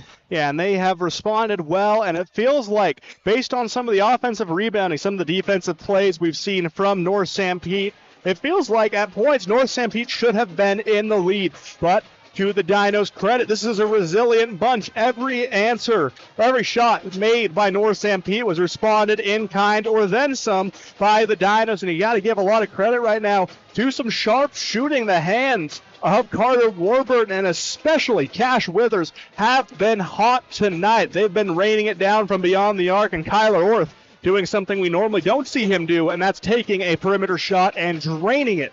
My goodness, he shot it from NBA range. Yep. Take a look at some individual stats. First for North Sanpete, leading the way, James Clayton, 12 points in the first half, and Clayton all over the place. We said his name the entire first half. He's all over the floor. Great first half for Clayton with 12. You know, he has been all over the place, Sonny. In that total as well, he adds 3 rebounds.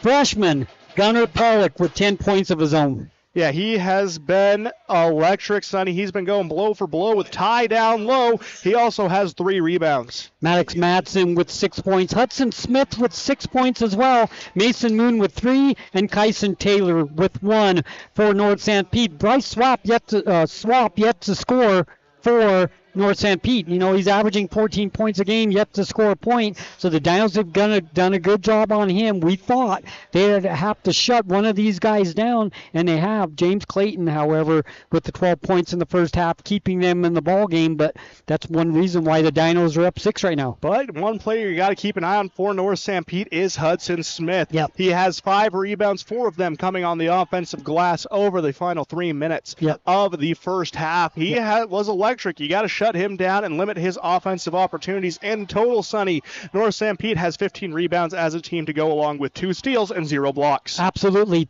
14 free throws they've shot in the first half. North Sanpete, they've made 10. They have 6 turnovers in the ball game. Now, they've shot 14. They've made 10. The Carbon Dinos have only shot 2 free throws. They've made 1. So there's a 9-point difference at the free throw line in favor of the Hawks. Man, you take that away, and Dinos are big. You know, and sometimes that's one of those statistics where it doesn't tell the whole story, but sometimes you feel a little iffy when you look at a differential that big in terms of free throws. Now, the refs, of course, do have a different angle from us up here, but the Dinos have been hammered down low a lot, leading to no whistles, mainly turnovers going the other way. But, you know, we say you have to make your free throws, and, you know, North Sanpete is doing that. They're 10 for 14. It's kept them in the game. It's one of those stats we always look at, and they're doing what they need to do to stay in the game. Yeah, they're doing everything they need to right now to make sure this one's close. As a team, you look at the non-scoring stats. 12 rebounds for the Dinos. The Hawks beat them in that category by 3, but they win every other battle. 5 steals to North Sanpete's 2, and 2 blocks to North Sanpete's 0. Leading the way for the Carbon Dinos in the first half, Cash Withers comes off the bench, has an incredible first half of basketball. He has double digits with 10.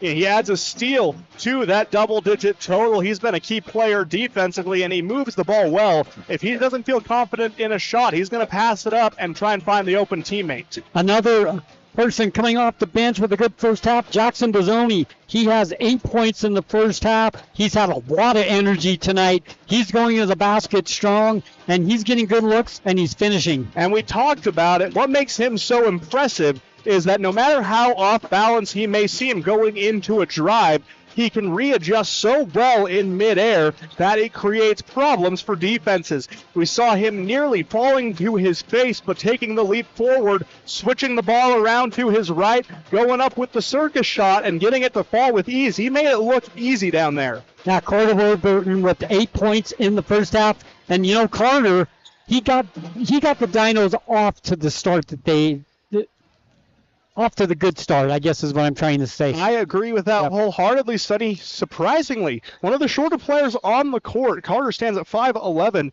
He's leading this team in rebounds right now. He's got 3. Yep. Then you have Kyler Orth with 7. Ty Mortensen with 6 points in the first half. A good 6 points. He really started out in the first quarter really doing work down low as well. You were smiling, and we could re-talk about that. Man, when he gets down low in the block, he's tough to stop, and he was doing that tonight quite well. And it's like Coach Brower always tells us, he wants Ty to play with confidence. And early on, he had it in spades. He was battling down low, fighting for rebounds, going with his back to the basket, looking strong, and we've even seen him be able to handle the ball just a little bit of shot fake to a drive to a foul. That's what Ty has done so well early on. Sorensen with 2 points, Curtis with 2 points, and Logan Bennett with 2 points in the first half for the Carbon Dinos for a total of 44 points. They shot 2 free throws, made 1, and they've turned the ball over 6 times as well. So both teams taking care of the basketball. The Dinos shooting the ball a little bit better from the field, but the free throws keeping North Sanpete in the ball game. 44-38 as we get ready for the start of the second half. Let's look at some scores. Well, a region game where we're keeping our eyes on Manti and Richfield. Manti has claimed the lead down there, up 45-40 over the Wildcats. Wow. Delta up over Providence Hall 33-26, and Emory up over Union 32-29 at the half. So there's some scores for you, some good scores, some good games going on tonight. We're ready to go second half, and we're underway. Dinos go left to right on their dial in their black uniforms. Bennett with a basketball, 3-point line. Picks up his dribble, has it knocked away in a turnover for the Dinos. Fast break the other way, laid up and in. It's Swap, a whistle and a foul, and free throws for North Sanpete, so we'll count it. And Swap's second steal of the game. He's stuffing that stat sheet right now. Finds his first points up the game on the break, but he has 3 rebounds and 2 steals to his name as well. So he'll go to the free throw line for a chance for a 3-point play. Free throw up and good. So he gets his first points of the ball game. So we tell him they held him scoreless in the first half, but he quickly scores. But somebody forgot about Logan Bennett, who's standing right underneath the basket and gets an easy 2 for the Carbon Dinos, 46-41. They just forgot about him. Yeah, what recognition by Warburton. He's trapped in the double team. Sees Logan standing all by his lonesome down underneath on the opposite end. Slings it like Tom Brady and gets the easy finish from Logan as a turnover unforced goes against North Sanpete. Ball goes through Pollock's hand and a turnover back to the Carbon Dinos. 46-41, Dinos up 5. Now, Sorensen with a basketball, cross-court pass to Warburton. It's too high for him, and it goes out of bounds. So both teams with the turnover quickly here in the first minute of the third quarter. Now, what's impressed me with Carbon throughout the season, Sonny, is their ability to break the press. You rarely see them panic, and that's a good sign for a team. Smith gives the ball to Clayton. We'll have a jump ball. Possession arrow to North Sanpete. Will get it on the side. They're going to put it underneath, so they'll have it on the baseline. Shot clock says 28. Game clock says 7:09 left to play third quarter. Dinos up 5. Let's talk about Caleb Sorensen's defensive awareness. The kid has eyes in the back of his head, and he knows when to make that reach to try and get a steal. Swap on the baseline. Gives it off to Clayton. Cross-court pass to Pollock. Back to Clayton between the circles. Swings it over the left side to Swap. Back down to Clayton in the paint. Couple of fakes. Works his way right in front of the basket and puts it up and in. Nice play by Clayton. He has 14. Quite the game for him. 46-43, one possession game. Yeah, and he's hard to stop, so your best hope is to contain him, and the Dinos haven't been able to do that yet. Sorensen gives the ball off to Orth. Orth drives on the left side. Spin move guarded by Clayton. Puts it up and in off the glass. Nice play by Orth. Orth has 9. It's a 48-43 Dino lead. Pollock gives it to Swap. Swap back to Pollock. Back to Swap. They play catch. Aggressive defense for the Dinos right now. Double team. Gets out of it. Gives it to Pollock. Swings it over the right side. Back to Pollock it goes. Down low to Clayton. Clayton to Madsen. Good passing, but good defense. A whistle and a foul on Orth. Now, what Caleb Sorensen does so well is he's used to playing defensive back on the football field, so he knows when to move, when to backpedal, when to pivot, when to turn and sprint. He does that well, and it creates fits for offensive, but that time a region coming for Orth. That's his third personal of the game. He's going to be taking a seat more than likely until the fourth quarter. Wasn't something we saw early on, but it's been a recent development. Orth's aggression has led to some foul trouble over the past few games. Bazzoni checks into the ball game with 6:04 left, and a whistle and a foul on the Dinos once again. Foul number 2. And they're going to call it against Sorensen. Actually, foul number 3. And that's going to be Sorensen's third foul as well. So checking into the ballgame will be Withers, and he had a good first half with 10. So Sorensen comes out of the ballgame. So now the foul situation is starting to become a possible problem for the Dinos. No, that's 2 key players with multiple fouls that you're going to need to keep an eye on. That's something we're going to be looking at down the stretch. Pollock for 3 on the baseline left, hits the side of the backboard, but the putback by Hudson Smith. He has 8 in the ballgame, doing work on the offensive glass. That's a 48-45 Dino lead.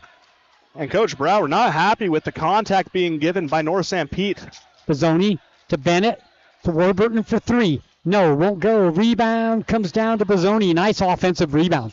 Bazzoni on the baseline, kicks it outside Warburton, fakes the 3, drives inside, whistle, and a foul on the ground. Yeah, you're going to be whistling that one against Gunnar Pollock. Catches Carter with the clothesline on the closeout as Carter tries to drive in along the baseline. That's going to be only the first foul against North Sanpete whistled. 5:24 left to play third quarter. 48-45 Dinos with the lead in the ball. Bennett with the inbounds pass. In it comes. Ball knocked away in a turnover for the Dinos, number 8. And here comes North Sanpete the other way with a chance to tie with a 3 or cut it to 1 with a 2. Pollock with the ball at the top circle. Swap with the ball. Gives it to Clayton. Clayton at the free throw line. Back to Swap. 3-point line right side. Back to Clayton. Over to Pollock. Pollock. Cross-court pass back to Swap. Down on the baseline, it goes to Smith. Back over to swap for 3. Can't get it to go. Offensive rebound, Clayton. Clayton to Madsen. Back to Clayton. Clayton at the 3-point line. Swings it over to the swap. Baseline left. Back to Clayton. Shot clock 22. Plenty of time for the Hawks. Pollock's wide open. 3-point shot. Good. Baseline right. Gunnar Pollock has 13 in the ball game. 48-48. We're tied. Warburton all the way to the basket. Can't get it to go. No whistle. We come the other way. Fast break. All the way. Smith. No whistle that way, and we come back. It's fast and furious. Warburton reverse layup good. That was an angry block by Ty on the defensive end. My goodness, he stares him down a little bit as they sprint the other way. Carter with the circus finish makes it a 2-point game yet again, 50-48. They go back and forth. They're letting him play. No, I'm struggling to try and keep stats right now. 50-48. Pollock with the ball, 3-point line. He'll take it from the left. The wing, no good. Rebound, Mortensen. Reach foul on Clayton. Reach foul on Clayton after Mortensen pulls down the defensive rebound. Team foul number 2. Personal foul number 1 on Clayton with 3:57 left to play in the third, and the Dinos up 2. We got a good one. That's what makes Clayton scary, Sonny. He does all he does. While keeping a very disciplined style of defense, he's someone you got to keep an eye on because he's going to sneak up on you and he's going to make the right play. The intensity level in this game, it's going to be a good finish. You can just feel it, can't you? It's in the air. Warburton with a basketball, 3-point line. Goes around the screen, set by Mortensen. Warburton still with the dribble, picks it up. To Bozzoni, to Withers. Back over to Warburton, finds a gap on the baseline, lays it up and in. Warburton has 12. Nice pass by Withers. 52-48. Dinos up 4. The Carter takeover is underway. Moon checked into the ball game. Last dead ball with it. Gives it over to Swap. Swap back to Moon. Swings it over to Madsen. 3-point shot. No. Rebound comes down to the Dinos. It's Griffith. Griffith fast break. Bounce pass to Bozzoni. Lay it up. No good. Whistle and a foul. Bozzoni goes down hard. Gets up. Yeah, that's fine, and he'll go to the free throw line to shoot 2 with a 4-point Dino lead. They sent him flying. That's not the first time this half that Jackson has absorbed a lot of contact. This time, though, on his way to the hoop, and he gets to draw the foul. But now we have a Hawk in foul trouble as well. Maddox Madsen, who's been a key offensive piece for him, now up to 3 fouls. Bozzoni's free throw, no good. 2 for 4 from the line tonight. Jackson Bozzoni with 8 points in the ball game, playing a good ball game. Warburton will come out and Bennett will come in. Timeout called on the court, and we'll take it with them. 3:07 left to play, third quarter. Dinos 52, Hawks 48 when we come back. Having a great local pharmacy that you can rely on is important. At Price Family Pharmacy, transferring your prescriptions is simple and hassle-free. Just call us at 637-3737 and we'll take care of the rest. Need your medication delivered right to your door? We offer free delivery to make your life even easier. Managing multiple medications? Ask about our convenient med packing services to keep you organized and on track. Visit Price Family Pharmacy and experience a team that genuinely cares. Feel better about your pharmacy. Choose Price Family Pharmacy today. You're listening to Carbon Dino Basketball on the Peak, KRPX 95.3 FM. Welcome back. Jackson Bozzoni at the free throw line for the Carbon Dinos. They lead by 4 with 3:07 left to play, 52-48. Bozzoni missed the first free throw. Timeout called. He has one more. Trying to get his 9th point. Eyes the bucket for the free throw. Takes his time. Shot up and good. Nothing but net. 9 for Jackson. 3 for 5 from the line for the Dinos. Full court pressure being applied by Carbon. They back off. Pollock with the basketball. Gives it to Coop, who checked into the ballgame on the timeout. Swings it over to Moon. Moon to Hendry, also checking in during the timeout for the Hawks. Perimeter passing for North Sanpete through the hands of Moon, out of bounds and turnover. When you're playing catch, you know what, just the chances of a turnover go higher every time you throw the ball around the perimeter, and that just goes through the hands. And recovering that ball was a bit of a pain for Bennett because it landed right between a trumpet and a clarinet. Down low it goes to Bozzoni, kicks it outside to Bennett. Bennett finds a gap. Nice pass down underneath to Mortensen. He can't get it to go. Good defense. Puts it back up. Whistle and free throws. And Ty Mortensen will go to the free throw line, the chance to extend this 5-point Dino lead with 2:26 left to play. And that's something the Dinos have been doing well in the second half. They're buying free throws. They're getting chances at the line. Much better offensive rebounding effort as Ty picks up his third rebound of the game. Free throw. Good. Mortensen got the bounce. Touched about every part of the rim before it went in. But he gets the shooter's touch, and it's a 6-point Dino lead. Substitutions coming in for North Sanpete. Checking into the ball game, Hudson Smith. And Ty, a 73% shooter from the stripe on the season. Second free throw. This one won't go. And the rebound comes down to Hudson Smith. Full court pressure being applied and a turnover. Griffith shot up. They're going to say no, basket on the ground. Basket won't count after the turnover. And that one you can see go either way. Was he in the air? Was he on the ground? And they're giving a warning to the Dinos fans, who are made up currently of a lot of the younger players. They need them to sit down, apparently. So we've seen warnings and technicals issued over the last two Dinos games. Coach Brower got teed up against Union, and according to him, he didn't get his money's worth on that one. 2:19 left to play.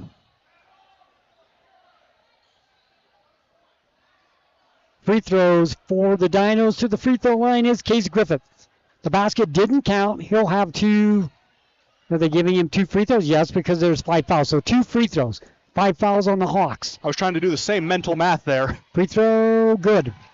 I was thinking they waved the shot off, but now he's getting ready to take the shots at the line. Did they give him the basket? No, it's the bonus. Now the Dinos starting to get free throws. They've shot 7. This will be number 8.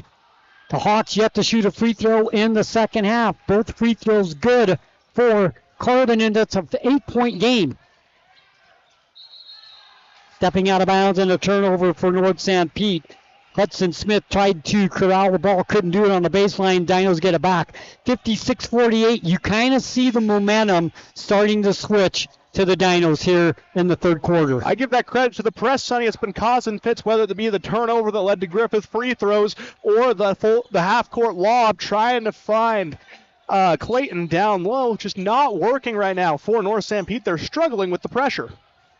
2:10 left to play here in the third quarter. Pass goes underneath the Bennett. That's a great look and a great finish. 58-48. Bennett has 6. The full court pressure causing a little bit of problems for the Hawks, but they break it. Clayton in the paint. Bounce pass down to Smith. Back out to Clayton. Knocked away in another turnover. Number 11 and a whistle and a foul. And the momentum has definitely changed to the Dinos. Well, how about this for impact, Sonny? Griffith picks up his 3rd steal of the game and gets fouled in the process. He's headed back to the stripe on the season, a 63% shooter, but we saw a lot of confidence his last trip out. At the free throw line, Case Griffith. We got some emotion coming from Bryce Swap. He's clapping down there. He wants more from his team. Free throw number 9 as a team. And Griffith has the free throw to go. He has 3. 7 for 9 from the line tonight for the Dinos. Still 14. 10 for 14 for North Sanpete. They shot 14 in the first half. Haven't shot one here in the third quarter. Case Griffith's second free throw up and good as well. 8 for 10 as a team for the Carbon Dinos. Full court pressure being applied. Dinos with their biggest lead, 12. Clayton, they break the press. Ahead it goes to Hendry. Hendry off the glass, no good. Free throws.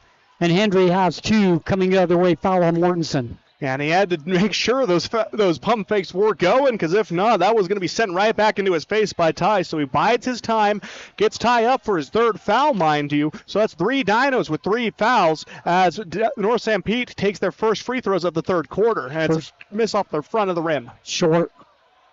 10 for 15 as a team from the line tonight for the Hawks. 60-48, Dinos up 12. Second free throw. Up. No good as well. And the rebound comes down to Clayton underneath. Knocked away in a turnover. Here come the Dinos the other way. Fast break. 3-on-2. Gets it to Griffith. Griffith kicks it outside. 3-point shot. Withers. No good. Rebound. Whistle and a foul on Carbon. It's going to be on Bozzoni. Over the back foul as he was trying to get the rebound from Smith. And that is foul number 5, and we'll have free throws for the rest of the 126 of the third. So the free throw line goes Hudson Smith, looking for points 9 and 10. Substitutions will be coming in the ball game. Taylor will be checking in.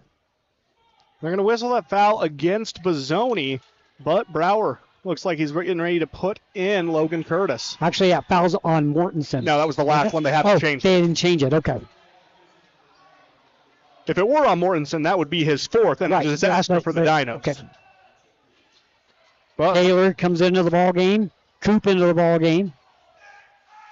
Curtis in for the Dinos. First free throw didn't go.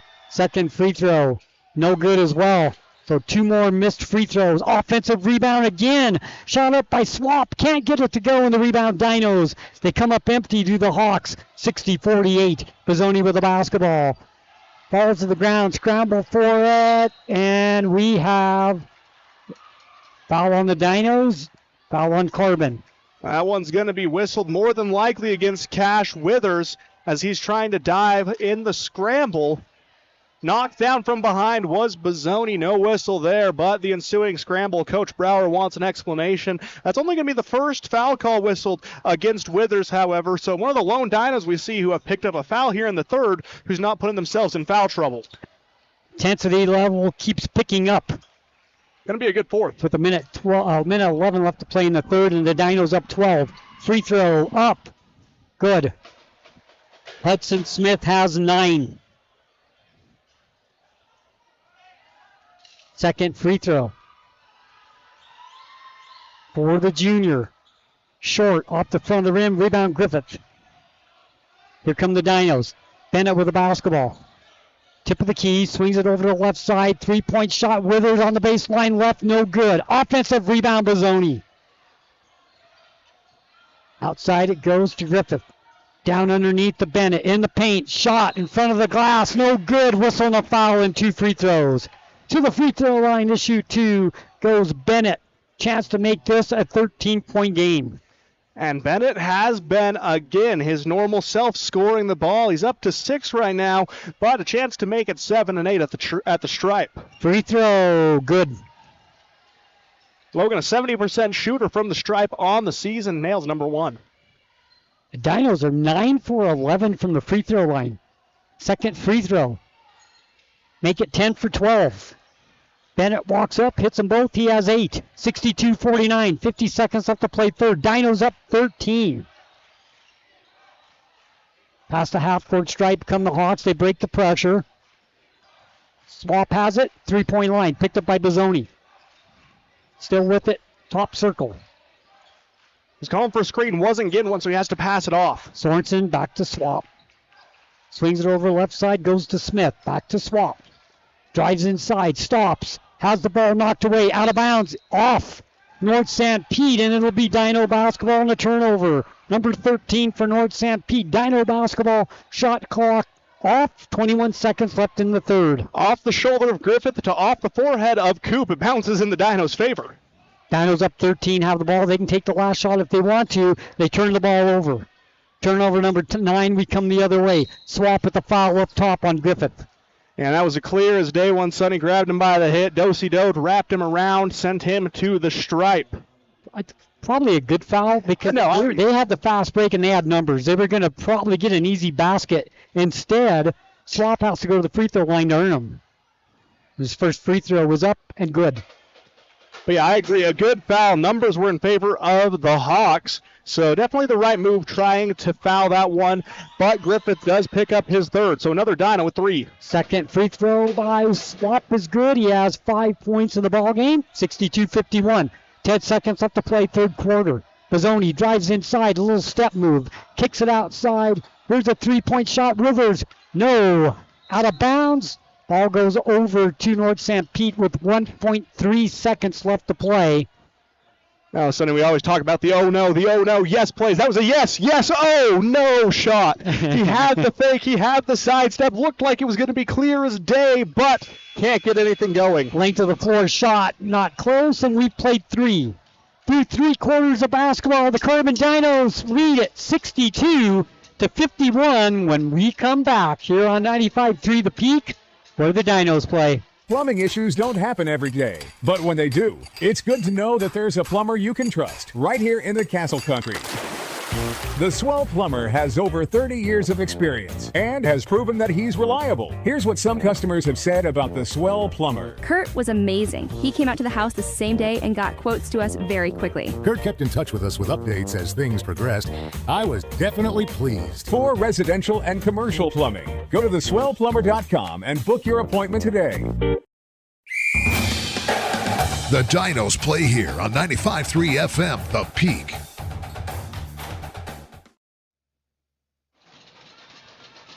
Welcome back as we go to the fourth quarter. The band is playing. What an atmosphere here at North Sanpete High School. We're going to go to scores here in a minute. We'll take real quick. We'll look at scoring by quarters. Carbon after one led 21-17. They outscored North Sanpete 23-21 in the second to take a 44-38 lead. They outscored them 18-13 in the third. Dinos lead by 11, 62-51. Give us some scores. Quick rundown. Richfield defeats Manti 62-57. A stunning comeback for the Wildcats to seal that game. At the end of three, Emory Union tied 45-45. Delta beats Providence Hall 49-31. And those are the scores that really matter.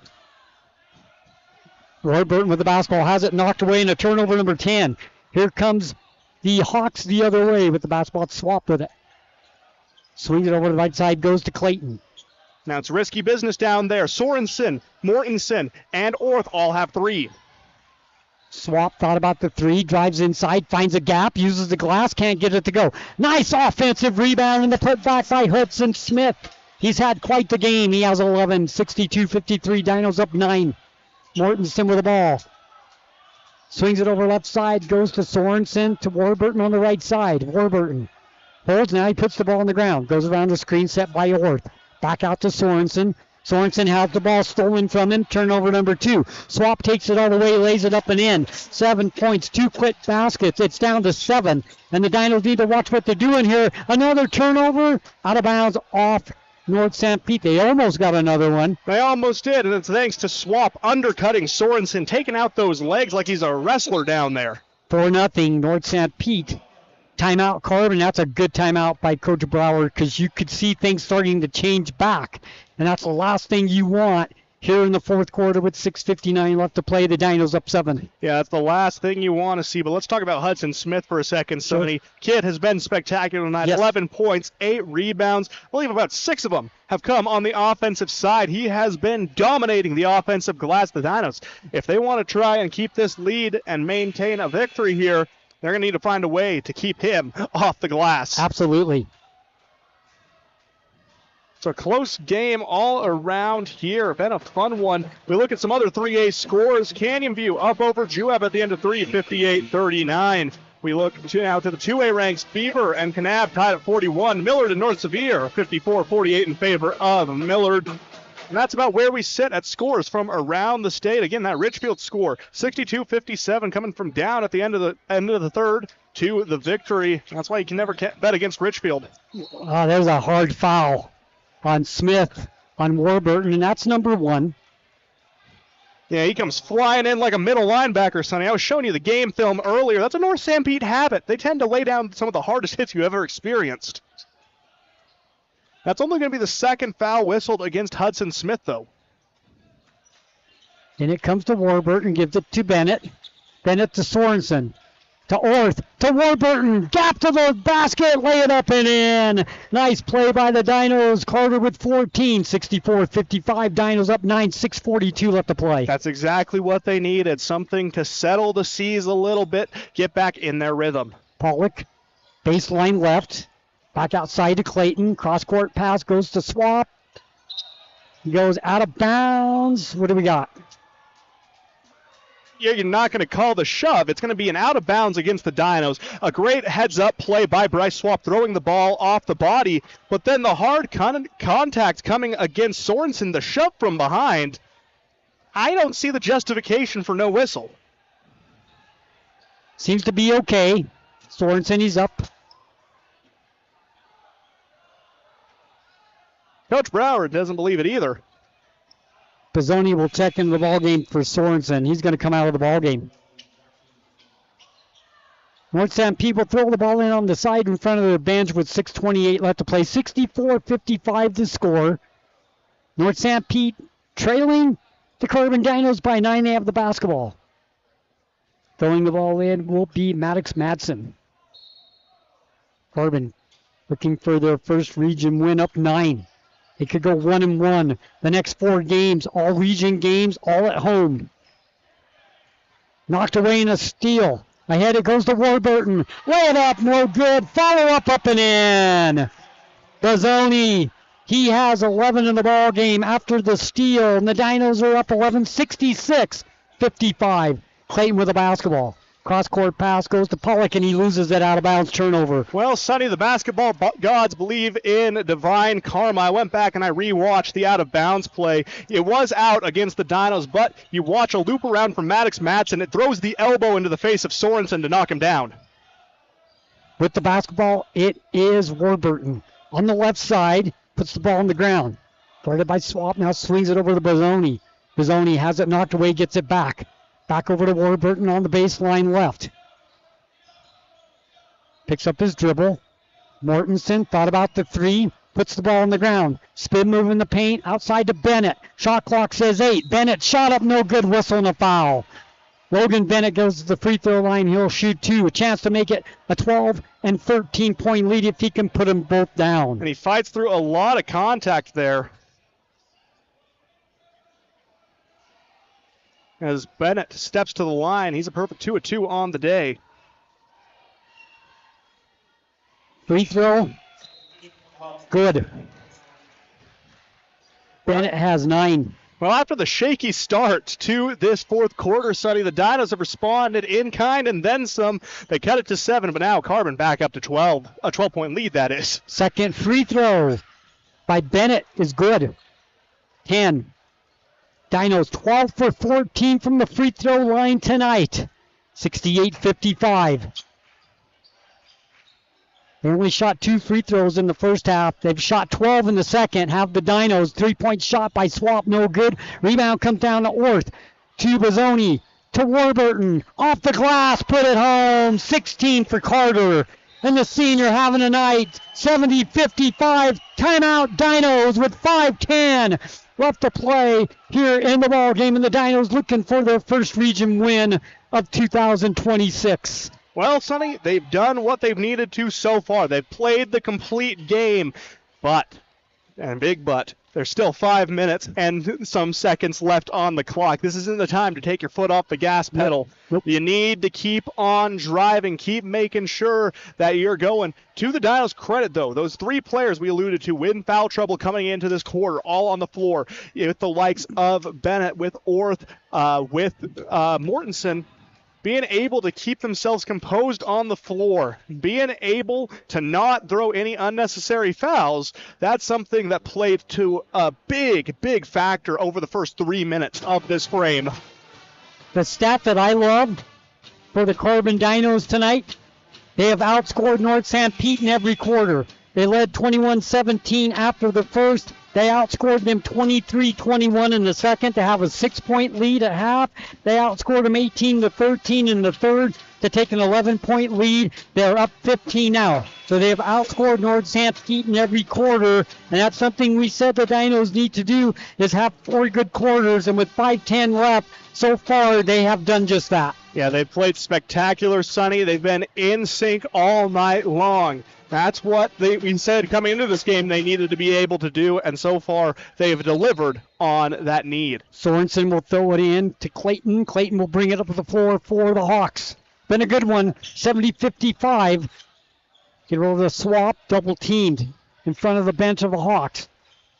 Smith kicks it outside. It goes to Sorensen. Back to Clayton.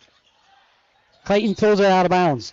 He thought somebody was going to cut over into the corner. Nobody did. Turnover number 15 for North Sanpete. He was searching for Swap in that spot where he loves to take the 3, but Swap was caught up with Carter on the far right wing. Warburton with it. He traveled. It's a good call. Yeah, it was a very good call. No, he got Tua caught up in his head, and he knows he's got the smile on his face. Yeah. But sometimes you just get so in sync in the game. Yep. Turnover for the Dinos, number 12. Carter's had a game, though. He's got 16 points. 8 in the first, 8 in the first half, 8 in the second half, 16 combined. And he set the tone for the Dinos early in the game. That he did. He was the one who got him started, and now he's a big part of helping him try and finish this one out. Swap with the ball, gives it down to Clayton. Clayton in the paint, kicks it outside. Back to Swap, down to Clayton, dribbles it off his foot. Hawks get it back. Shot clock has 19, then they turn it over. The Dinos defense has really caused some problems here in the second half. And Bennett with the easy layup for 12, and the Dinos are up 17. Down underneath the Clayton. Bounce pass. Shot blocked as Madsen went up for the shot. Mortensen comes up with the block for the Dinos. The block and the rebound, all in one action. A Swiss Army knife play by Ty Mortensen. Warburton on the left side picks up his dribble. Hands it off to Bozzoni. Bozzoni now dribbles between the circles. Little spin move in the paint. Kicks it outside to Orth. Orth finds Bennett wide open for three. Can't get it to go, and the rebound comes down to North Sanpete. Good ball movement. Just couldn't get the shot to go. Swap with it. Takes it all the way down the floor. Finds a gap. Uses glass. Puts it in. 9 points in the ball game for Bryce. It was an excellent job by James Clayton setting a miniature screen down low. But the Dinos come back the other way, and they forget about Orth. That's twice they've done that. Yeah, they didn't need a screen on that one, Sonny. He was wide open, had time to sit, read, really just make sure he was going to make that shot. Orth with 11. The shot by Clayton, no good. Rebound Mortensen. Dinos up 74-57, 3:16 left to play. Bennett with a basketball. The Dinos can slow things down a little bit. They're up 17. No need to be in any hurry now. Just play your game. 3 minutes left to play. Warburton swings it over to Mortensen. Down low to Orth. Shot up, no good. Gets it back. Shot up again, no good. Foul, and he'll shoot two. Well, you can tell that in the fourth quarter, the Dinos were hungry for this win. They knew what's at stake. They're playing with a fire. We've seen a few times from them this season, but not for this prolonged a stretch, that being nearly the entire game. Carbon has played stellar in this contest. We said, this big game. Being 0-1 as the first shot, Orth banks it off the glass. That's okay. I didn't know banks were open that late, but Orth is going to take it. 75-57. Now, we said, though, 0-1, they win this game, and they play every team back-to-back at Carbon. Yeah, that's in the region. So they have a chance to take care of home. And going into the last two games, who knows what can happen if they take care of the home court, if they win here tonight. And there's a foul on Bennett. And we'll come the other way with 2:51 left to play, but the Dinos up 75-57. Well, the foul trouble starting to take over more fully on the floor, all over as Bennett picks up his third. But with 4 for North Sanpete is Maddox Madsen. But the win tonight for the Dinos give them momentum going into those 4 home games. Drive to the basket. Swap. Can't get it to go. Rebound comes down to Mortensen. Ahead to Orth. Head of the pack. Can't catch it, though, when it goes out of bounds. And he saves it off Pollock. That's a great play by Orth. That was spectacular. 2:35 left to play. 75-57.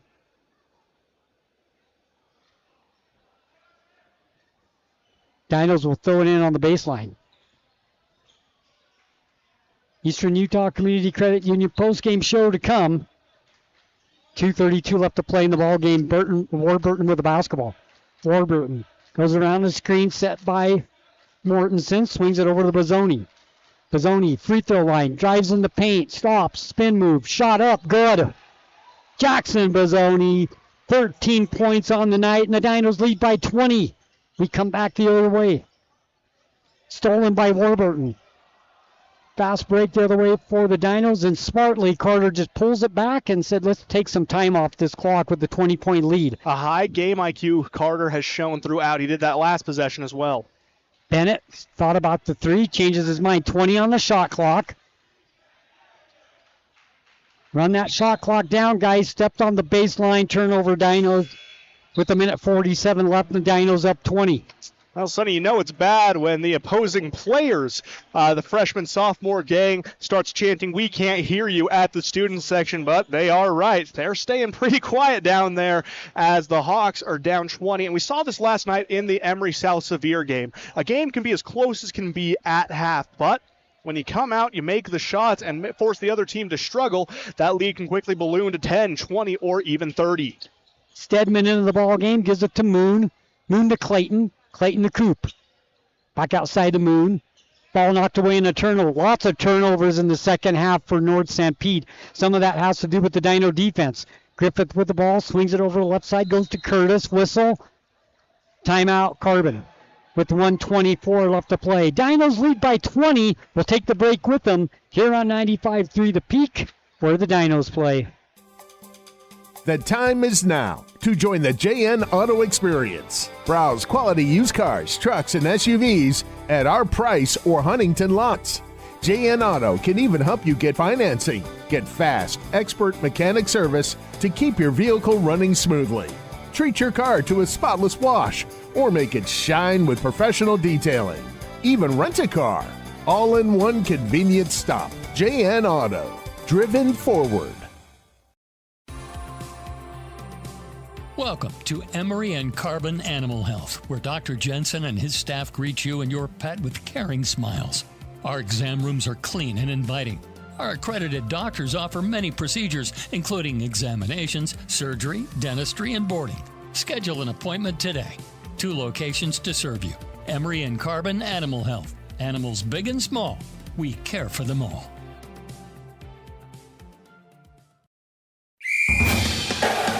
You're listening to Carbon Dino Basketball on the Peak, KRPX 95.3 FM. Welcome back, Carbon Dino Basketball, 95.3 The Peak, where the Dinos play. Minute 24 left to play. Dinos lead by 20. They have the basketball. Withers with it, swings it over to the left side. It goes to Griffith. Dinos' next game will be on the 16th. Friday night. They will be at home against Manti. That'll be a barn burner, and the offensive foul whistled against the Dinos.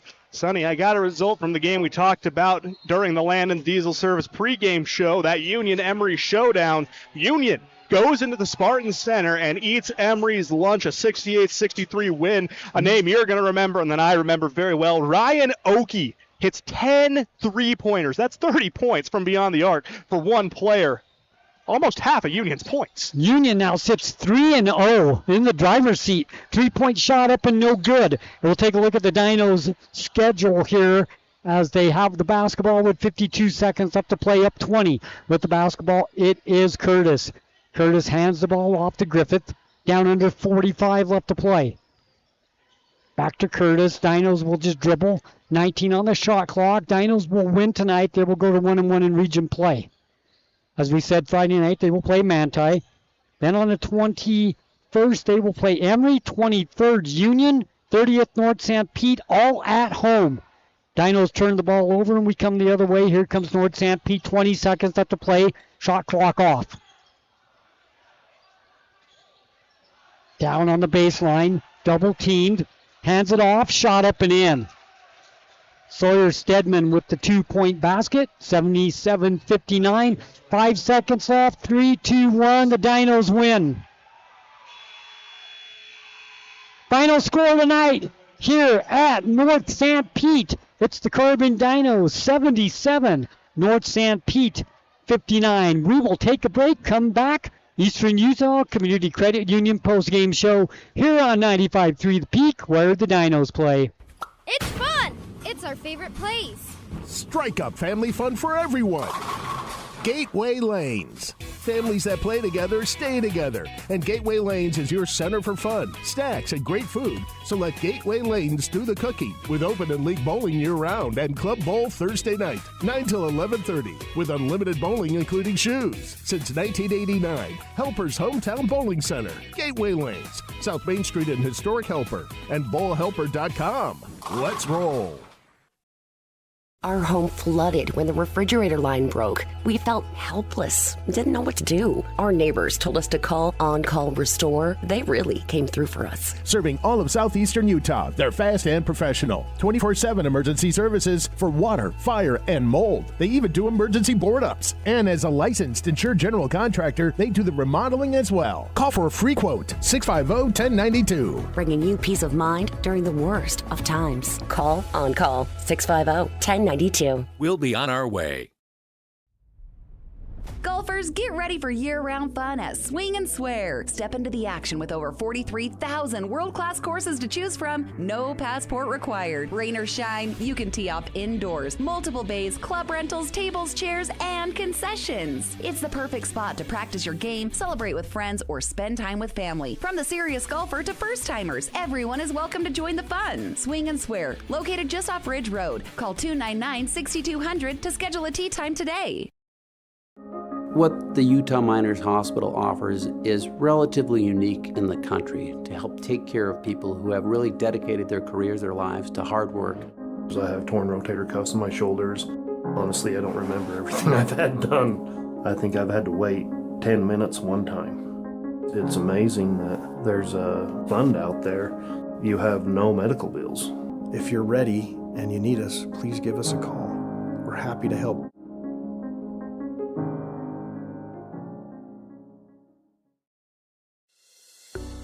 Hi, I'm Mackenzie Smith. After 6 years as a nurse, I've learned that sometimes our bodies just need a little extra support. That's what IV therapy can do. It can help you bounce back quicker after an illness, recover faster after a workout, ease migraines, and even improve focus and energy. Think of it as giving your body a direct line to the hydration and nutrients it needs to feel its best. I'd love to help you find the right blend for your goals. Reach out to me on Facebook or Instagram at wellness.iv.utah.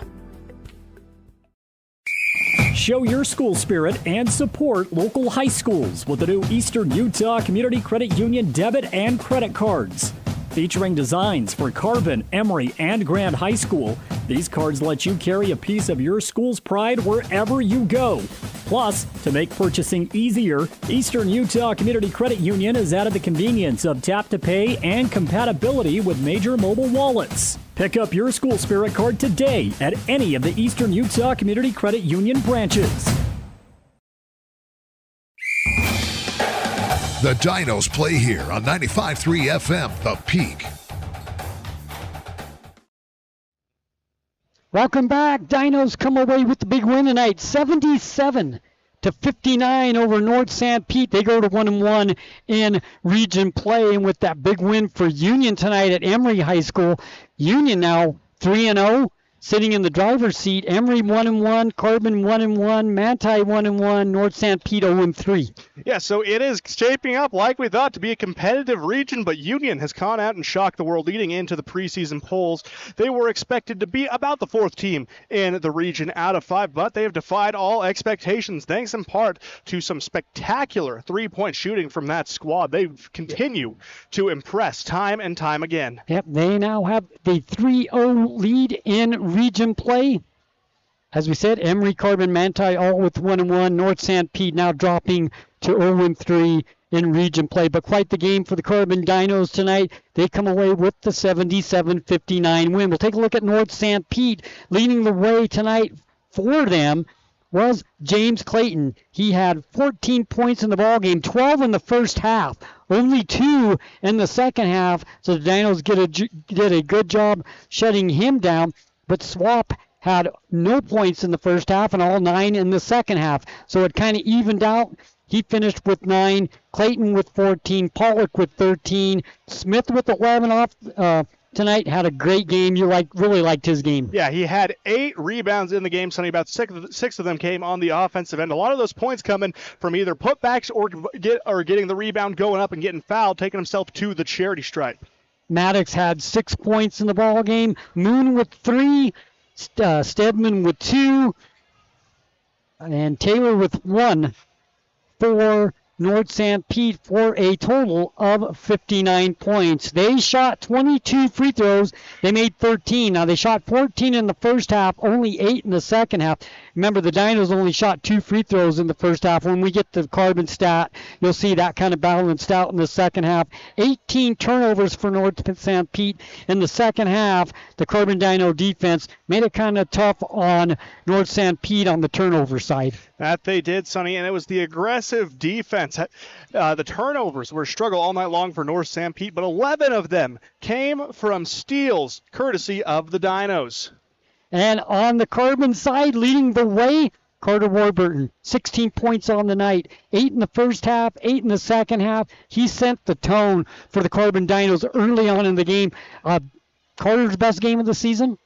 It's hard to say. He's played spectacular game after spectacular game. Again, he's a very consistent force. He played a stellar game against Union. He was a big reason they were in that. But I think if we're looking at the final result, we can call it his best game. Yeah, played great tonight. 16 points for Carter. And then Kyler Orth played great tonight, too. 12 points in the ball game. Logan Bennett with 12 for the Dinos. Jackson Bazzoni with 13. So once again, 4 kids in double digits for the Carbon Dinos. And when you have a team that does that, a lot of times you look up at the scoreboard, you're going to have more points. Yeah, no, it's going to be a good indicator of how things are going. Look at some of the non-scoring stats right now. Leading the way for the Dinos in terms of rebounding was Ty Mortensen. He came into the second half with 1 rebound, but exploded from there on 5 in the final minutes of the game to go along with 3 blocks, also leading the team. Only other Dino with blocks was Logan Bennett, who had 2. As a team, the Dinos grabbed 26 rebounds, 12 in the first, 14 in the second. Now, that was a big statistic we looked at heading into the halftime break. North Sanpete out-rebounded the Dinos 15-12. Well, they turned that script. They allowed 7 rebounds the rest of the way. Well, the Dinos actually had 4 people in double digits because I missed Cash Withers. He had 10 points all in the first half, so they had 4 players in double digits. And when you have 4 players in double digits, you're looking at some offensive power. That you are. It looks like in a moment we're going to be joined by Coach Brower as well as Kyler Orth. Going to be a fun one. We'll take a quick break and be right back with those player interviews right here on 95.3 The Peak. This is where the Dinos play, and this is where you need to be. Show your school spirit and support local high schools with the new Eastern Utah Community Credit Union debit and credit cards. Featuring designs for Carbon, Emory, and Grand High School, these cards let you carry a piece of your school's pride wherever you go. Plus, to make purchasing easier, Eastern Utah Community Credit Union has added the convenience of tap-to-pay and compatibility with major mobile wallets. Pick up your school spirit card today at any of the Eastern Utah Community Credit Union branches.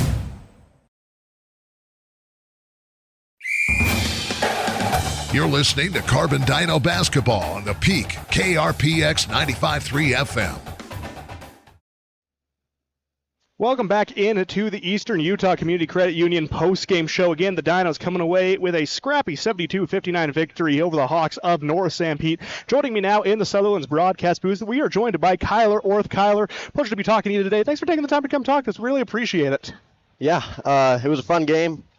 Yeah, that was a spectacular one. Always even more fun when you win. But throughout, you could really feel the energy that you guys were playing out there. Now, North Sanpete was a very physical team, and that's putting it lightly. What's it like down there as you're getting hit with those elbows, getting bumped around? What's the emotion like on the floor when that's happening? Yeah, it's really scrappy. A lot of things going on, a lot of things being said, but you really just got to not let it affect you and just kind of play your game and just keep it out. Now, individually, you had a stellar game. You finished with a total of 12 points, 4 rebounds to go along with a steal. So a very complete effort from you. One thing that we don't see you do very often, because you love the drive. You love to catch it and drive in. But today you hit a 3, and not just any 3. You were about NBA range when you pulled the trigger. What was running through your mind as you took that shot? I don't know. I got the ball. I was open. I let it fly. Now, defensively, this game is where you guys had a major impact, a very balanced effort throughout. You had 5 steals in the first, 11 total to end the game as a team. What's the defensive mentality like as a group? Because you guys always seem to be bringing the energy. What's the message and the mentality going into these games on the defensive side? The defense is really where we win games. If we don't have good defense, we kind of struggle, but yeah, defense, that's what wins games. That's where our cup of tea is. Now, something we saw today that we don't normally see, you guys were switching pretty frequently from defensive styles. We saw a 2-3, a 3-2, and even some man thrown in there. How do you know when you're going to try and make these switches on the fly? Is that something coach communicates to you, or is that something you recognize from the opposing team? Yeah, usually when we're just running down the floor, we'll have our point guard or our coach just kind of hold up one of his fingers, and that just kind of tells us, and then we all communicate of where to go on the floor and what to do. Now, last season, you played heavy minutes on the varsity level as a junior. Now that you've gone up to the senior class and still maintaining your varsity play, what's been, in your personal opinion, the biggest jump you've taken as a player from that junior to your senior campaign? I think the biggest step that I've taken is kind of keeping the momentum going, cheering on my team. Like, even when I'm on the bench, I cheer on my team and everything. I feel like last year I didn't really do that too much, but I've changed my mentality to kind of help my teammates on the bench, on the floor, and try to kind of keep the energy going. Yeah, no, and that's something we see you guys do in spades. I mean, you have the underclassmen behind the bench. They're getting involved in the game. You guys are clapping it up, starting cheers. It really is a team environment. What's the relationship like with the rest of your teammates? Yeah, the relationships are pretty good. We're all just a big group of friends. There's no really bad. No one hates each other. It's just we're all pretty good with each other, so we communicate on the floor, off the floor, and it just really helps us. Now, as you look ahead to the next stretch of region, you guys are finally going to be back at home after a bit of an extended road trip playing at Union, traveling here to Mount Pleasant. What are you excited for most about returning for those home court games? I think just the fans, the everything, just it's a lot funner at home, having your home crowd there. I think that's the main part. Now, of course, you are a student athlete. That student comes first, and you guys have been traveling like crazy, especially with the start of the third quarter. How do you manage to keep it all balanced? What's your strategy to keep yourself engaged both in the classroom and on the court? Really just kind of staying focused in classes. Like, as a senior, I don't really have that many classes, so it's kind of a little bit easier. But when I'm in those classes, I stay focused. I try not to dink around or anything, and just when I have makeup work, I make it up after practice or in the mornings, just trying to get it knocked out. You know, that's probably the most reassuring thing a coach can hear, is that you're not trying to dink around in those classes, because that can be a big headache for them.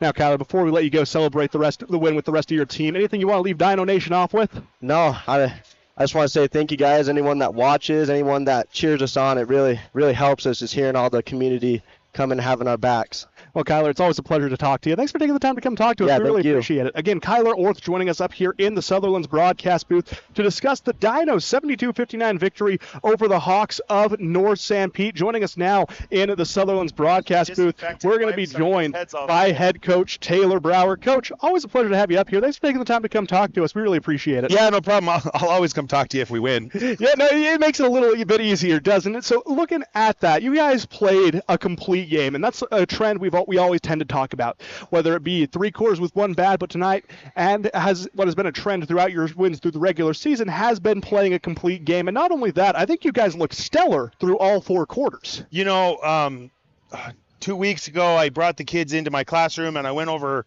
all of our preseason games, and we looked at all of preseason games, and we decided that we have a blueprint on how to win, and so that's just what we have to do. And we have to do certain things, and kids have to play certain ways. And the nice thing about my team is I go 8 guys deep. Carter Branch is hopefully going to come back on Friday, so I'm going to go 9 deep. And any one of those 9 kids could go off. And like tonight, we had 5 guys in double digits. I mean, Ty Mortensen, he had a decent night. He's usually our leading scorer, but he had a decent night tonight. But we didn't need him tonight because he protected the rim. He did what he was supposed to, and then everyone else just distributed the ball, and we won. We were able to get out of there. Now, one thing we circled as a key statistic in this game, in the first half, you guys were out rebounded 15-12. But heading into the rest of the contest, you guys held North Sanpete to just 7 while adding 14 of your own. You doubled them up in rebounds in the second half. Was that an emphasis you gave to the team at halftime, trying to limit those, especially offensive glass opportunities for North Sanpete? Yeah, it's something that I always talk about. Even in timeouts, I always talk about we got to rebound.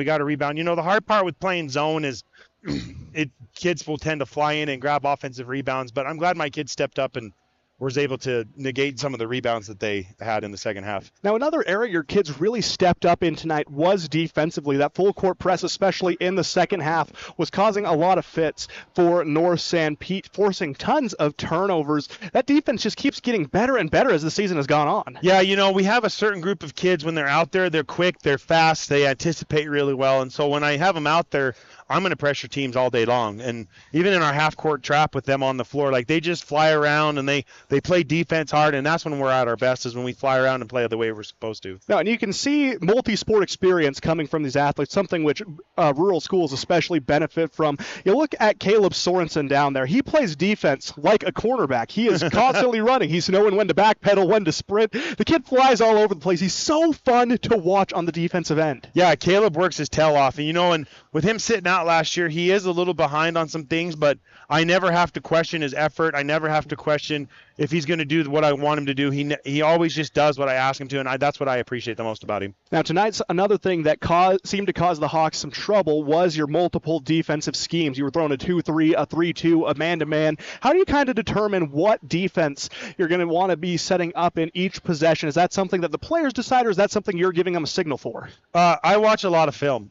Yeah. So, I watched North Sanpete games probably twice each through their last 3 games, and so I noticed with the Manti North Sanpete game they didn't like the 3-2. I also noticed against the Union game that they didn't like pressure, and I noticed against the Providence Hall game that they didn't like man either. So if I can switch it up on them, then that's what benefits us, and our kids are getting better and better at it, and we're almost there. Like, we're almost getting ready to click. And we look at the standings in the region. Union moves to a perfect 3-0. Yeah, who would have thought that? Yeah, no, you look at the stats. We saw it live and in color. Their three-point shooting is spectacular, and tonight they continue that. Ryan Oakey hit 10 threes. Oh, my gosh. Yeah, no. Are you kidding? No, that's the fact straight from the horse's mouth. But you look at the rest of this. Middle of the pack, Emory 1-1, us 1-1, Manti 1-1. This middle of the pack, which composes a lot of our upcoming games, this is really anyone's ball game, especially if Union starts suffering a few losses. Everyone is in the Oh yeah, we could still go 4-4. Everyone in the whole region could still go 4-4.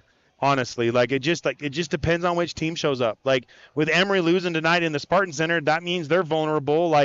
And even Union's not going to go 8-0. Because I know for a fact when they come to our place, we'll beat them. Because we could have beat them last week, but we were missing some of our players. But, and North Sanpete, we beat them by 20, but it's a dogfight. You can't ever count them out. So, every team in this region is up for it, but you guys have put yourself squarely in the driver's seat tonight for at least a share of the region title. And upcoming for you guys, you have a pretty good stretch of home games after playing the opening of region on the road. What's it going to be like to return back to Jurassic Park? It's going to be nice. I'm not going to lie. We've played so many games. We've only had 4 or 5 home games total. So, you could call us road warriors, but I'm grateful that we have. I kind of wish we didn't have 4 games at home. I wish I would have 2 away and 2 home. But I'm grateful for the next 4 games for sure. Now, Coach, before we let you go celebrate the win with the team, anything you want to leave Dino Nation off with?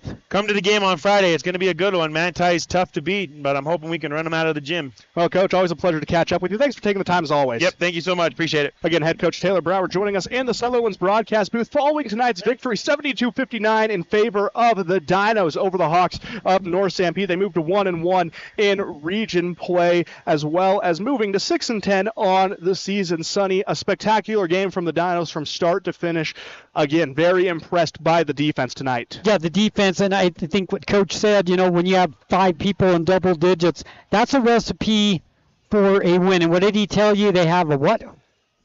What was he telling you about a formula to win? They have a formula to win. Yeah, I didn't want to ask him about that too far. I don't want him to divulge in the secrets. That's like the recipe to Coke, the Big Mac recipe. Maybe not that. They have a whole commercial for that. But he has a formula to win. Yeah. And that's something that, teams do try to identify. But like Coach Brower also mentioned, the dude's a film junkie. He knows what he wants, and he knows how he wants to get there. So playing that into the formula, you like what you see from the Dinos. Well, 5 players in double digits is a key to success. And tonight, I think you said, and you and Coach were talking about, not a bad quarter tonight. The Dinos outscored North Sanpete in every quarter. They did not have a bad quarter tonight, and it leads to a successful 77-59 win. It was a great go from start to finish for the Dinos. And again, that 72-59 win to move to 1-1 in region play with Manti coming up on Friday. You and I will be there at the Jurassic Park starting at 6:30 p.m. with the Landon Diesel Service pregame show. Tip-off to follow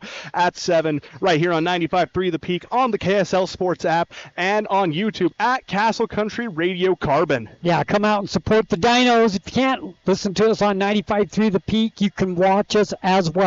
Once again, the final score tonight, the Carbon Dinos 77 and North Sanpete 59. The Dinos go to 1-1 in region play real quickly. Union 3-0, Emory 1-1, Carbon 1-1, Manti 1-1, North Sanpete 0-3. That's how the region sits early in the season. The Dinos have 4 home games in a row. Starts Friday night against Manti. So once again, the final score 77-59. Dinos with the win. Anything else, Aiden, before we call it an evening? Go Dinos. Go have a great evening. Hope you enjoyed the game as much as we enjoyed bringing it to you. Have a great night.